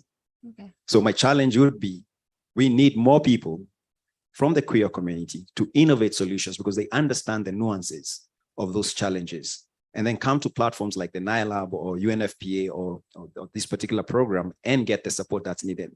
The problem is that they have so much to unlearn before they build a solution. So there's already a lot of roadblocks, and building a solution is a very complex process. It comes from an idea to an actual product to actually people using it. And they will not understand some of the things. Say, for example, somebody decides, I want to create an anonymous app where somebody can ask questions and get answers. They may not be able to understand some of the aspects that come into the conversations that could happen.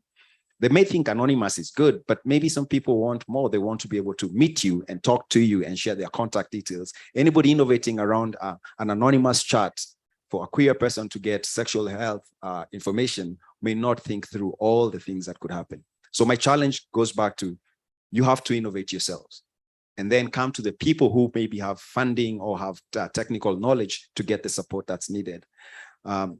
It's okay for somebody to innovate in an industry they are not in or in a market they are not in, but they also still need to be surrounded by people who understand the actual problem so they do not innovate from the air and give you a useless solution. And that, I think, happens a lot.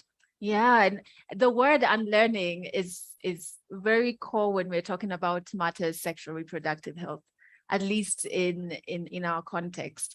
And especially when, and I want to bring you in, Keegan. I keep trying to look at you on the screen there, but I need to look at you here. And so Keegan is a behavioral scientist with technical expertise in public health, human rights, and governance. And he's worked extensively in the areas of adolescent and youth sexual reproductive health, human rights, governance, and child protection for over 15 years. And it's such an honor to have you here with us, Keegan. We do appreciate you making the time to join us. One thing that I want you to jump right into has got to be a conversation. I don't even know why it's a debate in this country, but we've made it a debate, which is comprehensive sexual or sexuality education. And I think from the different headlines that we get, we all can see that there's a need for it. There's a knowledge gap.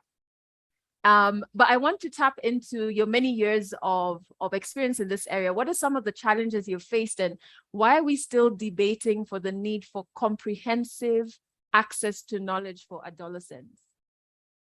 All right, thank you very much, Adele. I want to say that this is actually a very pertinent issue. And going just by the submissions by the various people who have spoken before, the poets, from Uganda, Koi from Kenya, I think you could clearly see that really there's a lot of clamor for information on matter sexuality. I think also there was really mention of the fact that, looking at the society, particularly in the African context, matter sexuality are really, if I may say, they're normally talked about in harsh tones. No one really wants to talk about it. And so looking at just the cultural background that most of the people share, is that we come from a context where issues of sexuality are still not openly discussed. Now, just back to the topic of comprehensive sexuality education, or sexuality education, if you like. Really, this is more or less of an age-appropriate way of talking about sexuality, and by age-appropriate, just referring to that different people are at different ages, and every age has its own evolving capacities, and of course, there's certain information that can be given to different people depending on their ages and their capacity to be able to consume that information. But then again, what we are seeing, in Kenya and in many other countries within the region, is that most young people tend to approach adolescence and even adulthood with really little or no information about how to navigate the dynamics around sexuality, the relationships, what qualifies to be a safe and a good relationship, a healthy relationship for that matter. How do you navigate, the dangers that you may fall, may come across your way in terms of gender-based violence, which happens even in the home states.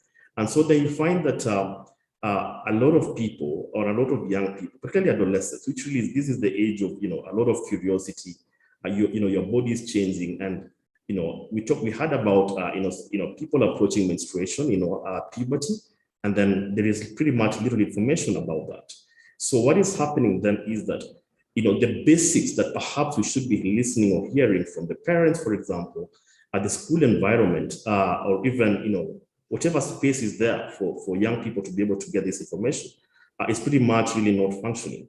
And now, what has been happening, for example, in different countries, and let me just give an example of Kenya, there's been a lot of contention, for example, on this topic of comprehensive sexuality education. From other people's standpoint, they look at it as a way of teaching, people how to have sex, which is really far from the truth. It's questioning. It's really just looking at, at this particular age, what should people be learning about? The conversation around, for example, I think I keep on hearing, children at the early childhood being taught about a song called "These are my private parts. No one should touch them. No one should see them." That is, it's actually sexuality education 101. The general questions that we kept hearing about, children asking out of curiosity, "Mom, Dad, where did I come from?" This is all about sexuality. So there's a lot of gap. There are a lot of gaps around this particular area. But actually, what I normally tend to see is that, with the emerging, digital space, a lot of people have found themselves, we have a lot of internet penetration, and just going by the examples of Google Analytics, most of the times, I'll give an example of Kenya. We tend to find that a lot of questions, a lot of people search on the Google engine is normally around sexuality. And so basically we have an opportunity, but then again, we really must confront some of these barriers that really make it very hard for us to talk about sexuality. Thank you, Adam. Thank you, Keegan. I would like to just request that maybe we keep our tones a little low, and it's actually my village mate, it's Eric. So if we could just keep the volume a bit low, because then it sips onto this side. And I like that the points that you brought up, Keegan, because it's so important, because we keep reading those headlines of this number of teenage pregnancies, and our response as a country, and I'm holding us all collectively responsible, really is like force and brute, like, what are these children doing? And it's not really to sit down and understand where's the problem. It could be an issue of a violation. And many people don't see comprehensive sex education as tackling things like consent, yet it does, but let's bring it back. Let's bring it back to innovative solutions.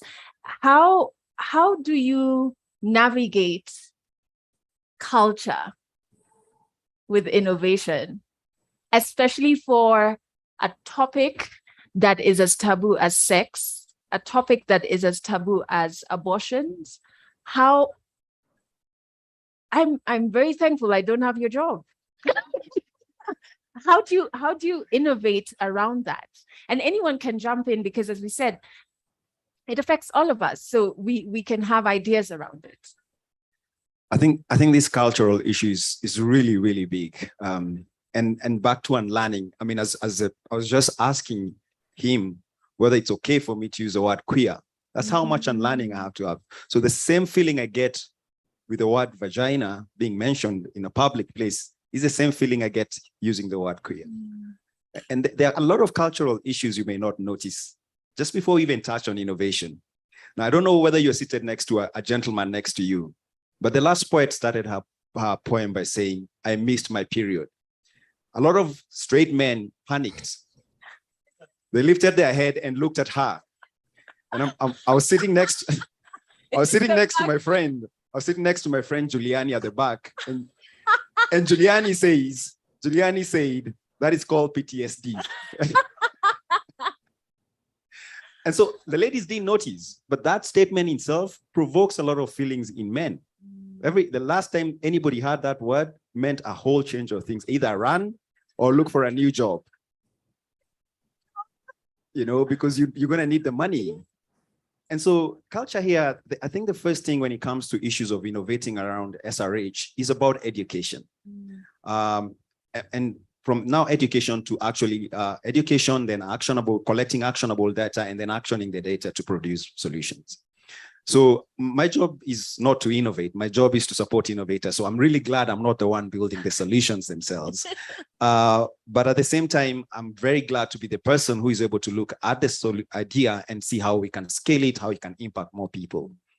Now, the first time we touched a project with UNFPA, and Keegan probably does not know these, there are WhatsApp groups for churches who had issues. And so, I mean, and here we are talking about basic stuff. We're talking about UTIs. We're talking about STDs. We are talking about early pregnancies and all of that. Things that they are going to experience in church. WhatsApp groups were very unhappy at the direction NILAB had taken.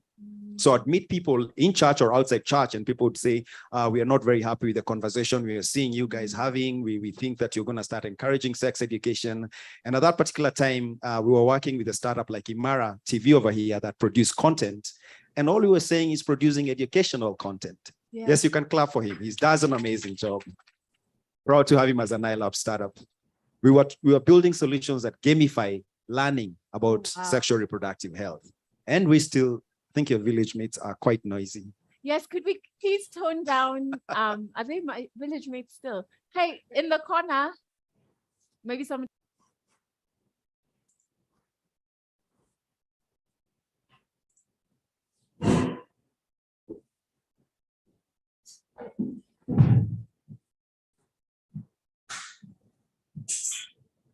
Say if we have to start innovating on this particular space that has serious cultural issues, we go ahead and encourage people to say, oh, we've mapped out areas where you can receive this type of services, this type of services, this type of services. We have to educate people so that if you're seen walking to a specific clinic, people don't judge you and treat you differently as you walk out and this kind of thing. So the innovation will have to start from an information perspective. And we're still in the very early stages of that space. We really are. As the two of you jump in, and Keegan, you can just like raise your hand and so we can plug you in. Do you think we need to involve the church? Well, in building solutions? Well, it's, you know, the church it's very vital when it comes to laws and policies. They have a very, very big role to play. But now, yes, we do need to include the church. But now question comes, who are you going to target the church? Because it's literally, you know, Kenya is considered a religious state. So there is literally some things which it's very difficult. It's murky waters to say that. So yes, we do need to include the church. But now the how to access the church, that is where it can come in a little bit tricky. But as it stated, information is very vital and very important, and how it is packaged to them is what can create a difference tomorrow. What information are they getting? You know, because at the end of the day, they still have to like agree on what is to be said and what is not to be said. Because I've had a scenario where a friend of mine, also a HIV advocate, was invited to a church and she was told, don't talk about this, don't talk about this, don't talk about this. So in the end, she asked, why am I here then? What am I to talk about? And then she's told to talk about abstinence. You know, abstinence being a method, let's just talk about it. It's not practical. Exactly. So before you approach a religious leader and tell them about contraceptives, they're like your promiscuity, you know, before you even just tell them, we're just telling them the information, you know, data needs to be presented towards them to understand that this thing's actually happened, that this thing, it's very important in our community, because each and every day we're having cases of teenage pregnancies on the rise. Every day we have cases of the queer community being killed and all that.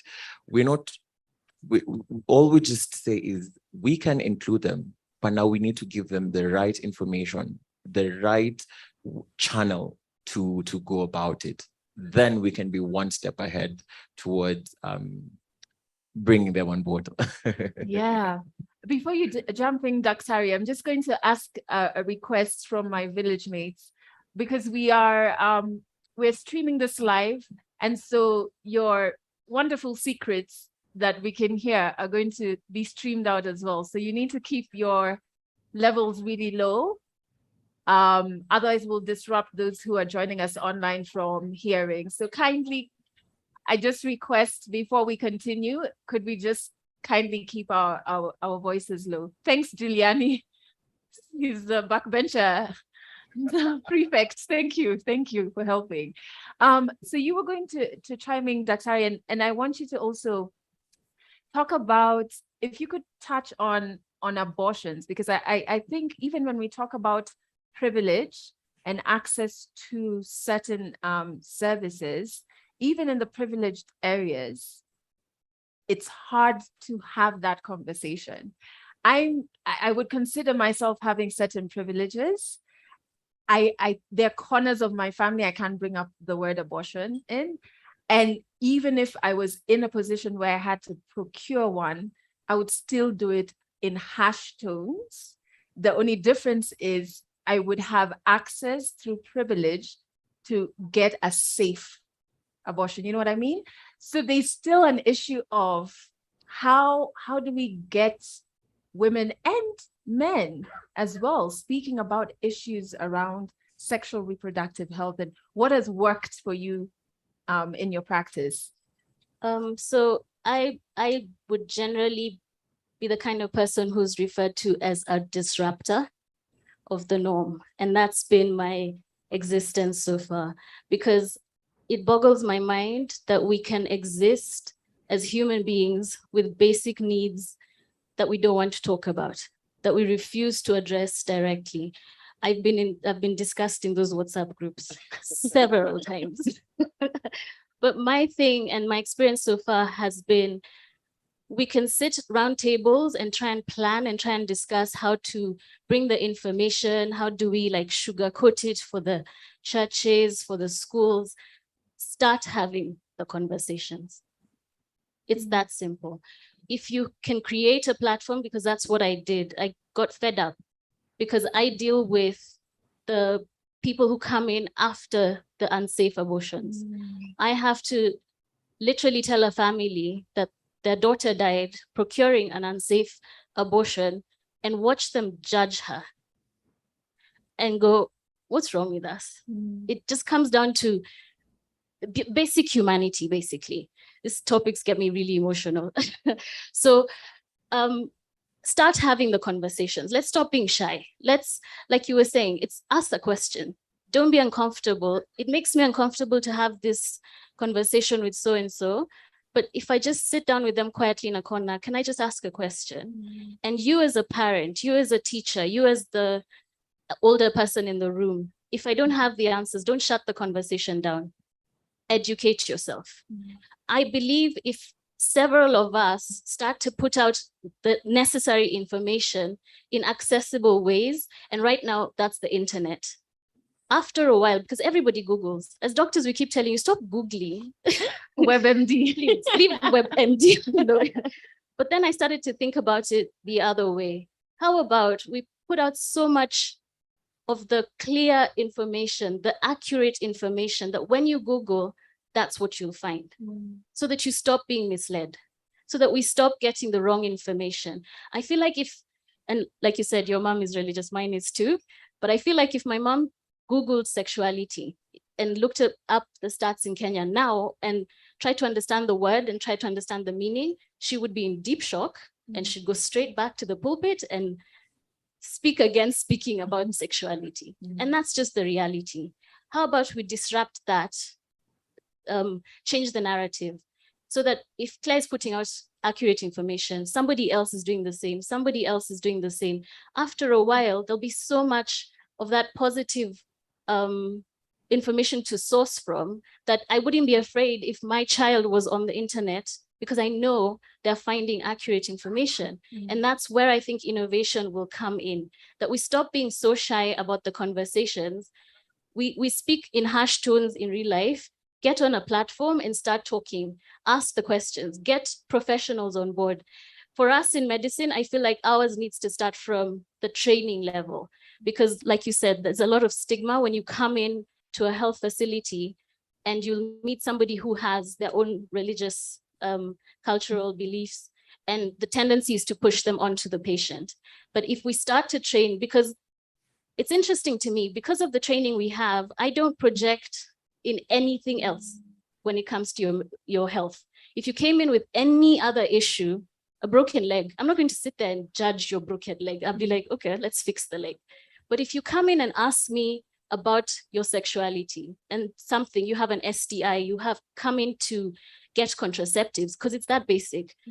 I sit and, excuse me, young girl. Exactly. And that's my reaction. You should be abstaining. You shouldn't even be talking to boys. You shouldn't be looking in that. Soma, you should be reading, right? So let's just start with changing our own perspectives. For us in med school, it comes to the training, because I can tell you for when I was training, and that's a while back, I don't know if it's changed yet, but sexuality was one class, maybe 2 hours. And even then we were all cringing. Because you're like, ooh, wee. But that was the extent of it. So then that person is expected to provide services with an open mind. With what training? It's impossible. It's impossible. Yeah. So then now to move on to the abortion issue. Now, that's now a topic where I literally say the word and I see the whole room go, ay. But this room is different. It's so refreshing. Yeah, this room is good. This room because it's I mean, we can see what's happening in America as well right now. It's still such a, what's the word for it? We find it easier to govern a woman's body than it is to educate her about her body and give her the ability to make decisions. If we can approach it from that level, I don't think we'd be talking about abortion. If we had access to contraception, if we have access to sex education, and stop thinking as sex education as teaching people how to have sex. That's not what that is. It's literally teaching you about how your body works and what these urges are. And if you're trying to preach abstinence, I believe that's the way to do it. Because if I understand what's going on with my body and what these urges are and how I can manage them, I'm unlikely to be engaging. No, actually, I mean, yeah. Some of these feel like really basic places for us to start. So with abortion, it's really such a controversial topic because even as gynecologists, you'll have pro-lifers and pro-choice. But again, I keep saying the education needs to come to the level where I'm not going to push my personal belief onto my patient. If I'm not, and I'm not asking anyone to cross over and provide services they're not comfortable with, my challenge to colleagues has always been learn how to ethically refer your patient so that wherever they go, it doesn't matter. And I promise you, it doesn't matter if you came into my office having decided you were going to procure an abortion. It doesn't matter how much preaching I do, you will nod your head and then you will leave and you will get an abortion. So what have I done to make sure that you can do it safely. And that's the challenge I have for everyone in general. You don't have to agree, but why block? And like I said, if we start from the very basic levels, we eradicate the bigger problem. That's my view. And just to add a little bit, in what she said, one of the most important things we can actually create to create an effective society where CAC is vibrantly discussed is creation of open spaces. Through open spaces, you get people to live their truth. It's not only for the queer community where we can have open spaces. If we have spaces where guys have procured an abortion, say, where they can talk about it, the support groups that young girls can go through, support open spaces where violated boys can begin to discuss about it. It is through these open spaces, the open spaces where they can be able to educate each other and educate everyone else around them. Because it is through these open spaces where one becomes empowered. When I became HIV positive, I was alone and I needed that open space. So I had to learn everything on my own. To get to where I am today, I'm still learning so many things. But through an engagement such as this, if I'm talking about my experience, like, hi, are you also going through the same thing? You're also going through the same thing. How did you manage it? I did this and this. And I'm like, I also have a friend who can't come here, but I can reach him. So it is when we create open spaces and give people the platform to just talk about what it is they're going through, talk about how, because it is through that we can be able to solve someone else's problem. Absolutely. It is through that we get to eradicate stigma through one person. Because at the end of the day, I'm not looking at 50 people. I'm just looking at that one person, just one, who can touch the next. It is through me, I touched my mom. My mom touched my dad. My dad touched my brother. And through that, stigma slowly, with my sexuality, with my health status, it didn't become a problem anymore. And right now it's become supportive to a point that I can even be able to sit here and talk about my sexuality and my health status. So creation of open spaces where, like, yes, you've done it. So you had your own reasons. No one's judging you for that. And let's not keep on saying this stigmatizing, I love you because of your status. No, that is very stigmatizing. Let's begin to unlearn and unpack the right terminologies to address someone, because everyone is fragile. Everyone is fragile in their own way. And just a pinch like this can destroy you literally.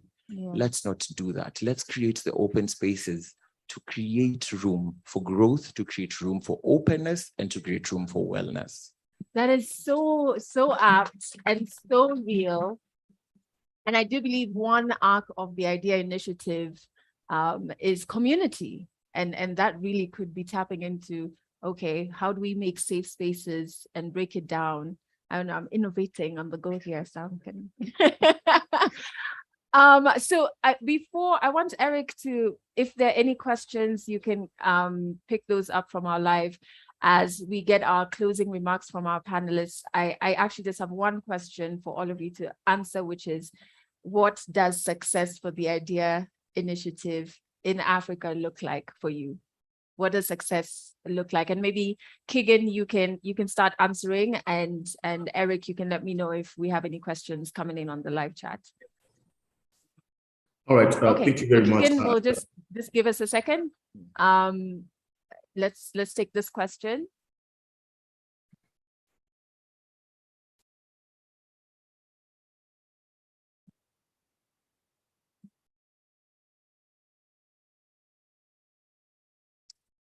Can tell them? Okay, what's the question?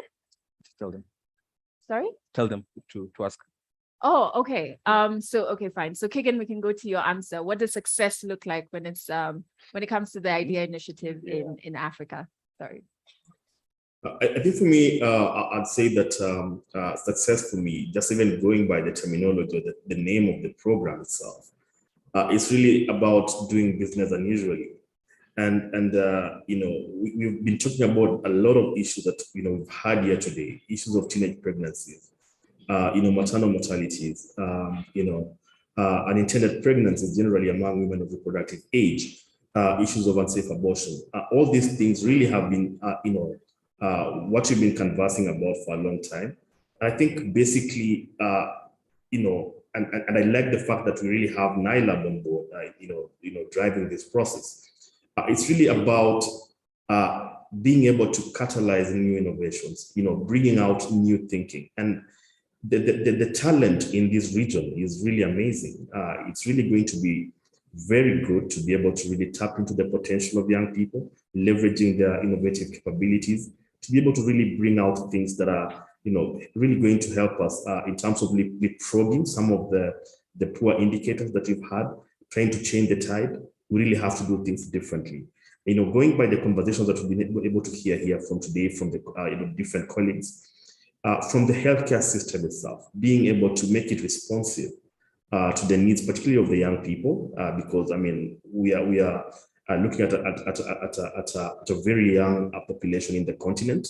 We really must be able to design solutions with them, and human-centered designing with the user is really going to be the ultimate. We can't be able to really keep on thinking that we're going to generate solutions for the younger people. They have to be at the center of that conversation, at the center of that processing and production of new solutions. So we have to do things differently, and I really believe that going by the name of the program is really going to be about that. Innovations, innovations, and innovations. Thank you. Thank you, Kigan. Business unusual, centering the user, centering young people. So we'll keep it brief because I can see the confetti being brought out. So we need to do auspicious things in a few minutes. So we can go around and maybe we'll end with you, Sam, and we can start with you, Ruel.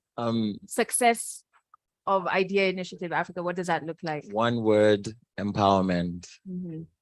Through empowerment, you get to have our voices heard. You get to have your health, make choices based on the right information, because of the right services. So empowerment, empowerment, empowerment. Okay. That's it for me. Business unusual, empowerment. What about you, Dr. Claire? For me, the one word that I would maybe describe what I imagine to be a success of this initiative would be access. Through innovation, that's the key thing, that you have access regardless of where you are. Like you said, a lot of us are not in an urban setting, but thanks to M-Pesa, we all have internet. So if I can access this information from wherever I am without the fear of stigma, without the fear of misinformation, then I think that would be a huge success for the initiative, that every innovation that comes out of it gives people more and more access to information, to education, and then to services, because through that, it will be stepwise. It may be slow to start with, but we'll be definitely walking in the right direction. Sam, what is success? So I have two small things to say. Yeah. We cannot keep saying knowledge is power and then say knowledge is power, with the exception of sex education. We can't keep saying that. Yes, so that's one thing. We are being hypocrites. But I will not speak on behalf of NILAB. I will speak actually as a heterosexual male and say success for such kind of a program will be when we redirect funding to educate heterosexual male, because they are the perpetrators. They are the ones who are beating children for saying they have different types of feelings they don't understand. The other ones beating their daughters. The other ones raping their nieces. I think we have put funding so much on protecting the girl child. We've forgotten the perpetrator needs to be educated, informed, sensitized. They need to unlearn, because every time we discuss this problem, we are not looking at where the problem is coming from. Yeah. And I believe that success for such kind of programs will become very effective when we redirect funding and fund projects and programs that empower young men to understand and learn what this means, what consent means. And I think that's going to be a really, really big place to actually see a change in this particular space. Such insightful thoughts. I like having such conversations. Please give our panelists a warm round of applause. And At this point, I would like to call on Achieng to come to the very front and Sam to join me at the very front. I can see there are different people who are trying to read instructions here of just as long as you don't hit the rest of us. To kindly join me at the front. Sam and Achieng, this is the moment that we've been waiting for, and I'd like to call on the band as well to join me on stage. I'd like to call the band to come on stage. Can they see me? The band we're about to do our official launch, and we need you guys to come on stage as we spoke about earlier.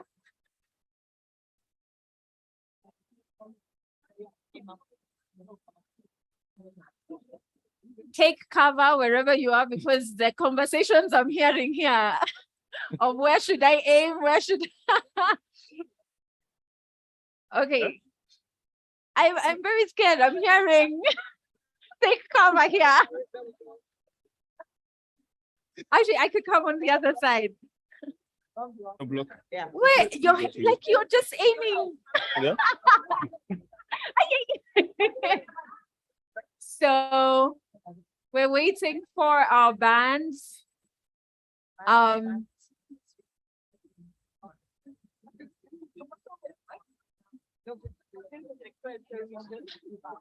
Knock each other out.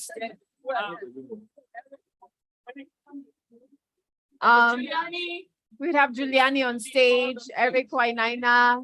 We also want to honor you, the poets. Where are our UON? Our traveling theater from UON, sorry. Koikare, Storm. Please come on. The panelists. Where's Dr. Claire? There she is. We can do more than where's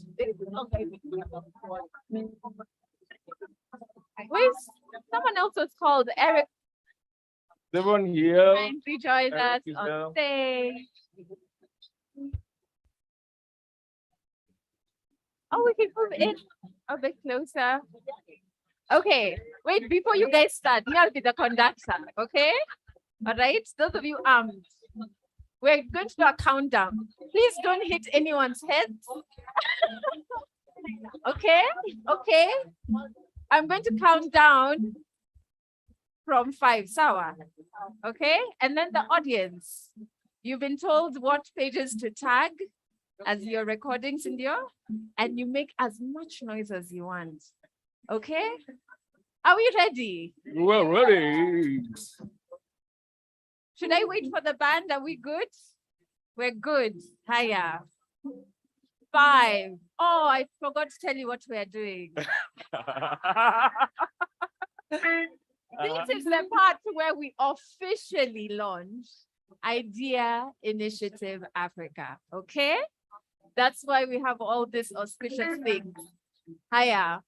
5, 4, 3, 2, 1.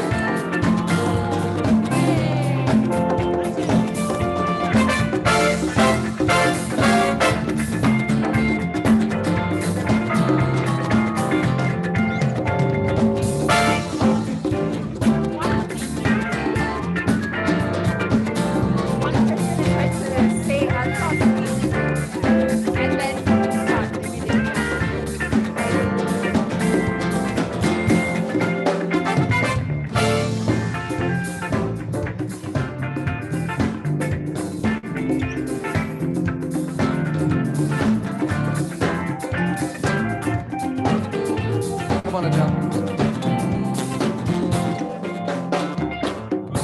It's like the band knows I have no musical bone. They just cut it off when I, in case she starts singing. Okay, so before they continue, we'd like to invite somebody who made all of this really possible for us today. She's the CEO of NILAB, and she's really been the voice and spearheading this entire night, and will be spearheading the amazing work they'll do with Idea Initiative Africa. Please welcome Valerie. She's going to give us our closing remarks, and listen carefully because this is where she tells you how you plug in.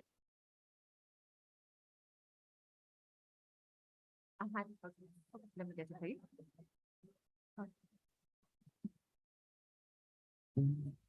Hello, hello. Hello, hello. Let's wave. Let's wave. Let's wave. Let's wave. Thank you. Thank you. Thank you. Thank you. Thank you. This would not have been possible without each and every one of you being here. We are absolutely grateful for it. Apologies for the people at the front who have some fanfare in their beautiful hairs. Apologies for that. Mine is short. It's to give a vote of thanks first to you for being here. But there are people I would like to individually mention who have been an integral part of us as NILAB and where we have gotten. I did not let them know, so I hope they have not left. So I would like to call to the stage Nekesa. Nekesa? Nekesa Were, AfriLabs. I would like to call to stage Juliani. Please join me on stage. If you know at the end of every month, I process a payment for you called a salary, please come to stage. Phyllis, Alice, Mary, Sam. Alice, please come to stage. I can see you. Mary, the longer you stay, the longer hungry people, they're hungry. They need to eat. Come to stage. I would like to call King Ori to stage. And my final person I would like to call to stage with your indulgence is the lovely proprietor of this space we are at, Shiro. Please join me on stage.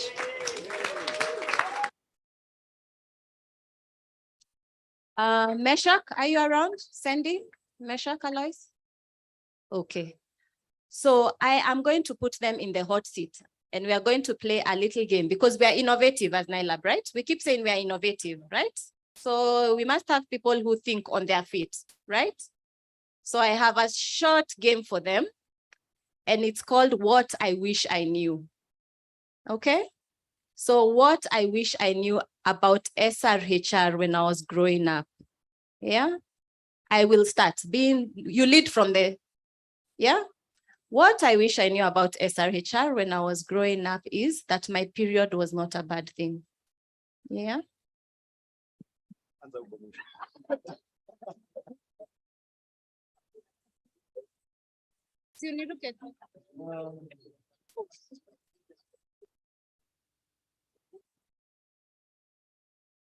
I wish I knew that it should be consensual and that you can speak up and that there are safe spaces.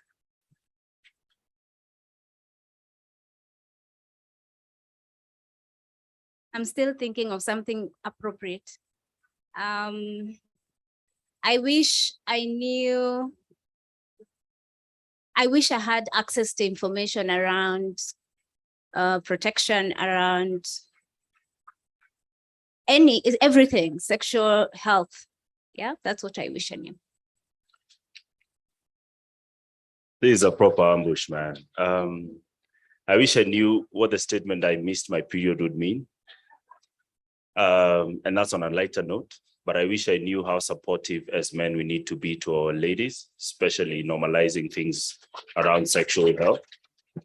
And I hope that's a conversation that should not stop here. Yeah.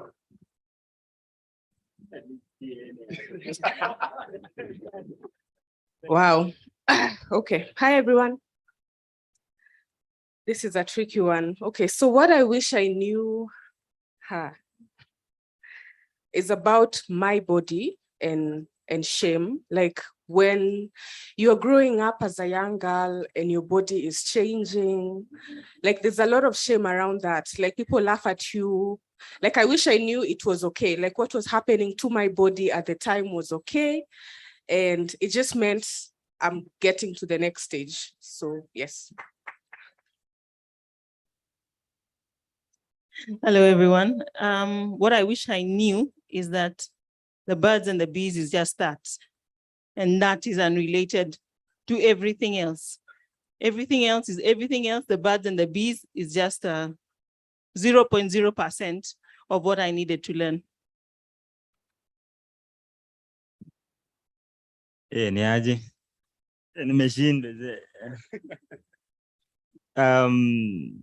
As a father, and a father to be here, like the most beautiful thing about women going through the process of carrying a baby and whatever, it made me not only love even more, but respect women for who they are. And I feel like this is the most, it's like the most, Kizungu inatanoma, I'm saying. It's the most beautiful thing ever, and like to see a woman transform to this amazing being. And I feel when I think about spirituality, and I look at a woman, the closest thing I see, yani, a representation of God, yani. So that's how I see it. So over the last 3 or 4 years, working with UNFPA, one of the things I have learned is that men don't know that they can get UTIs. And I wish a lot of men realize that you're not only the carriers, you're the ones who infect women because you don't seek for medical attention.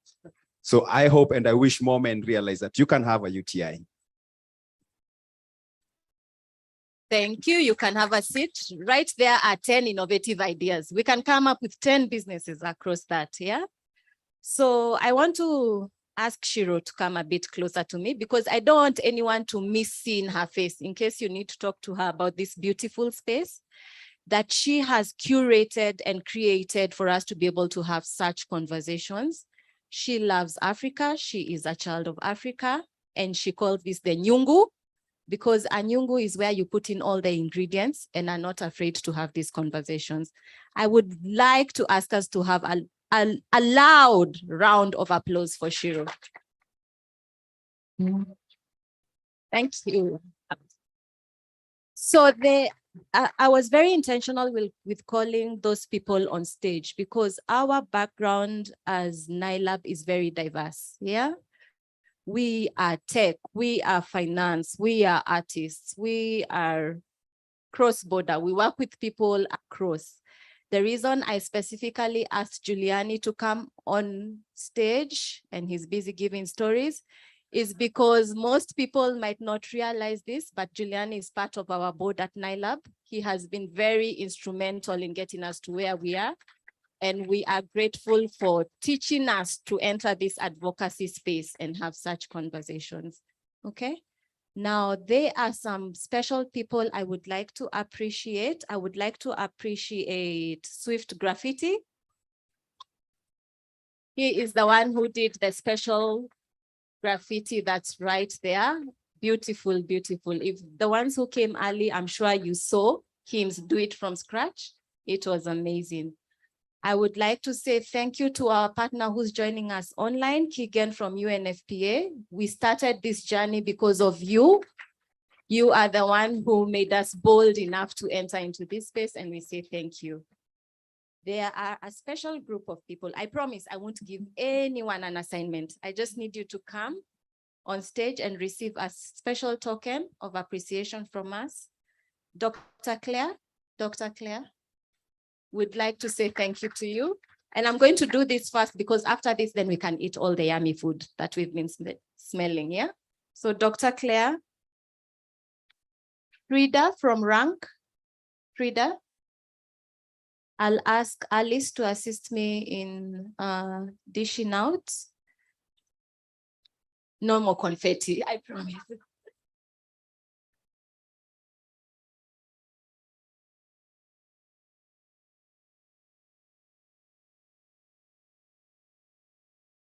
Claire, Dr. Claire, thank you. Please follow her online. She is a huge advocate in these matters. Thank you very much.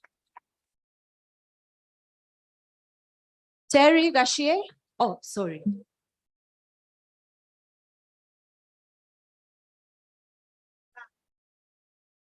Frida, thank you very much for gracing this occasion. We will be reaching out to you to continue this conversation. Asante sana. Terry Gashier, Love Matters. Okay. Zebedi Medical Association. Rita, you can come closer, Rita. Save the Children, Rita. Thank you very much for gracing our occasion.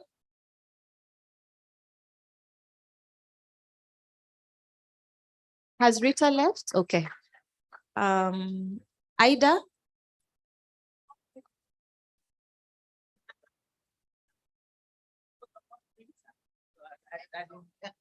On behalf, as Africans, we take on behalf and hand over, right? Yes, thank you so much. Ida, Safaricom or any Safaricom representative in the house? Not a subscriber. Thank you very much.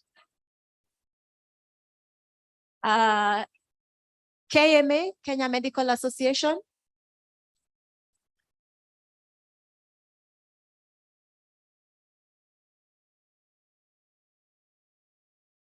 We will be coming to you with a specific need. Dr. Reese, stand there for a minute. We will be coming to you with a specific need. I think a lot has come out of today, and one of the things that has come out is a lot of information needs to be passed across, right? But even as we pass across this information, it needs to be the right information. So we shall be reaching out. Asante sana. Kenneth Juma.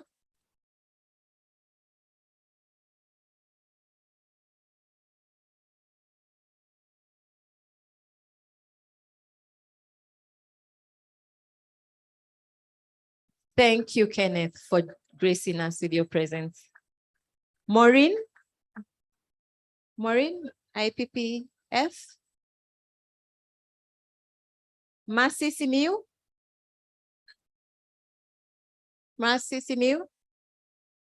Suzanne Majani. And as she comes, as she's removing the confetti, I have known Suzanne, I think, for the last 20 years. We started our journey together at the Millennium Campaign. And it's a pleasure to see her still advocating. Thank you, Suzanne. Dr. Angela Akol.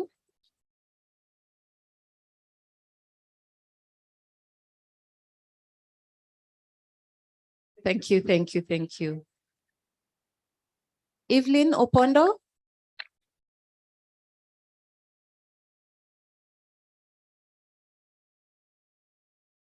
Thank you very much, Evelyn. Yeah. Thank you. I think that is it. The rest we shall keep for those that didn't come. Now, as Africans, we feed people. We must feed people. Yes? So there is a light meal prepared for us. So I'll just hand over to Adele to advise us how we'll do that. But just as a closing remark is, we hope you will pick up your phones when we call out in this journey that we have begun. We hope you will respond to our emails because we cannot advocate and innovate alone. So we look forward to this journey. Thank you very much.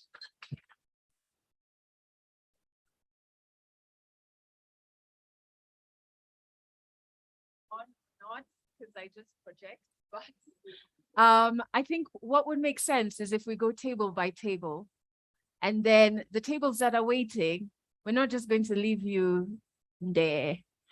We're going to have the band and maybe not, but we're going to have the band and Eric Wainaina back on stage. So we'll start with the furthest table, maybe, and Giuliani's table, you can be the prefects for that one. And when they come back, we'll move on to the next, but I'll hover around and just give you a heads up when it's your table's turn to go into the line. But can we please give another warm round of applause to Eric Wainaina? Yeah. Sorry, Eric, just before you, pour les participants en ligne, nous on va bouffer, donc on va vous laisser. Vous pouvez rester, mais on dit au revoir et merci. Hein. Ici, on va danser un petit peu, mais il n'y a pas la bouffe pour tout le monde. Donc, au revoir, merci, et à bientôt, à la prochaine. Okay, and sans oublier, there are two poets who are selling their lovely books. Koikare, who is so perform here, and Storm Wabuko. So on your way out, promote a sister and a brother. Yeah. Okay, there you go.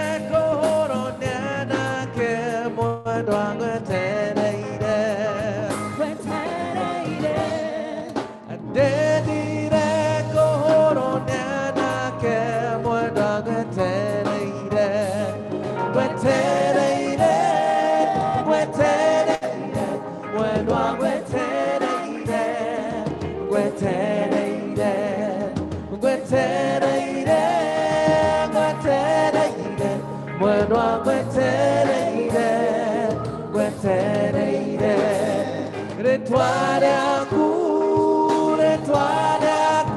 nyambo siagera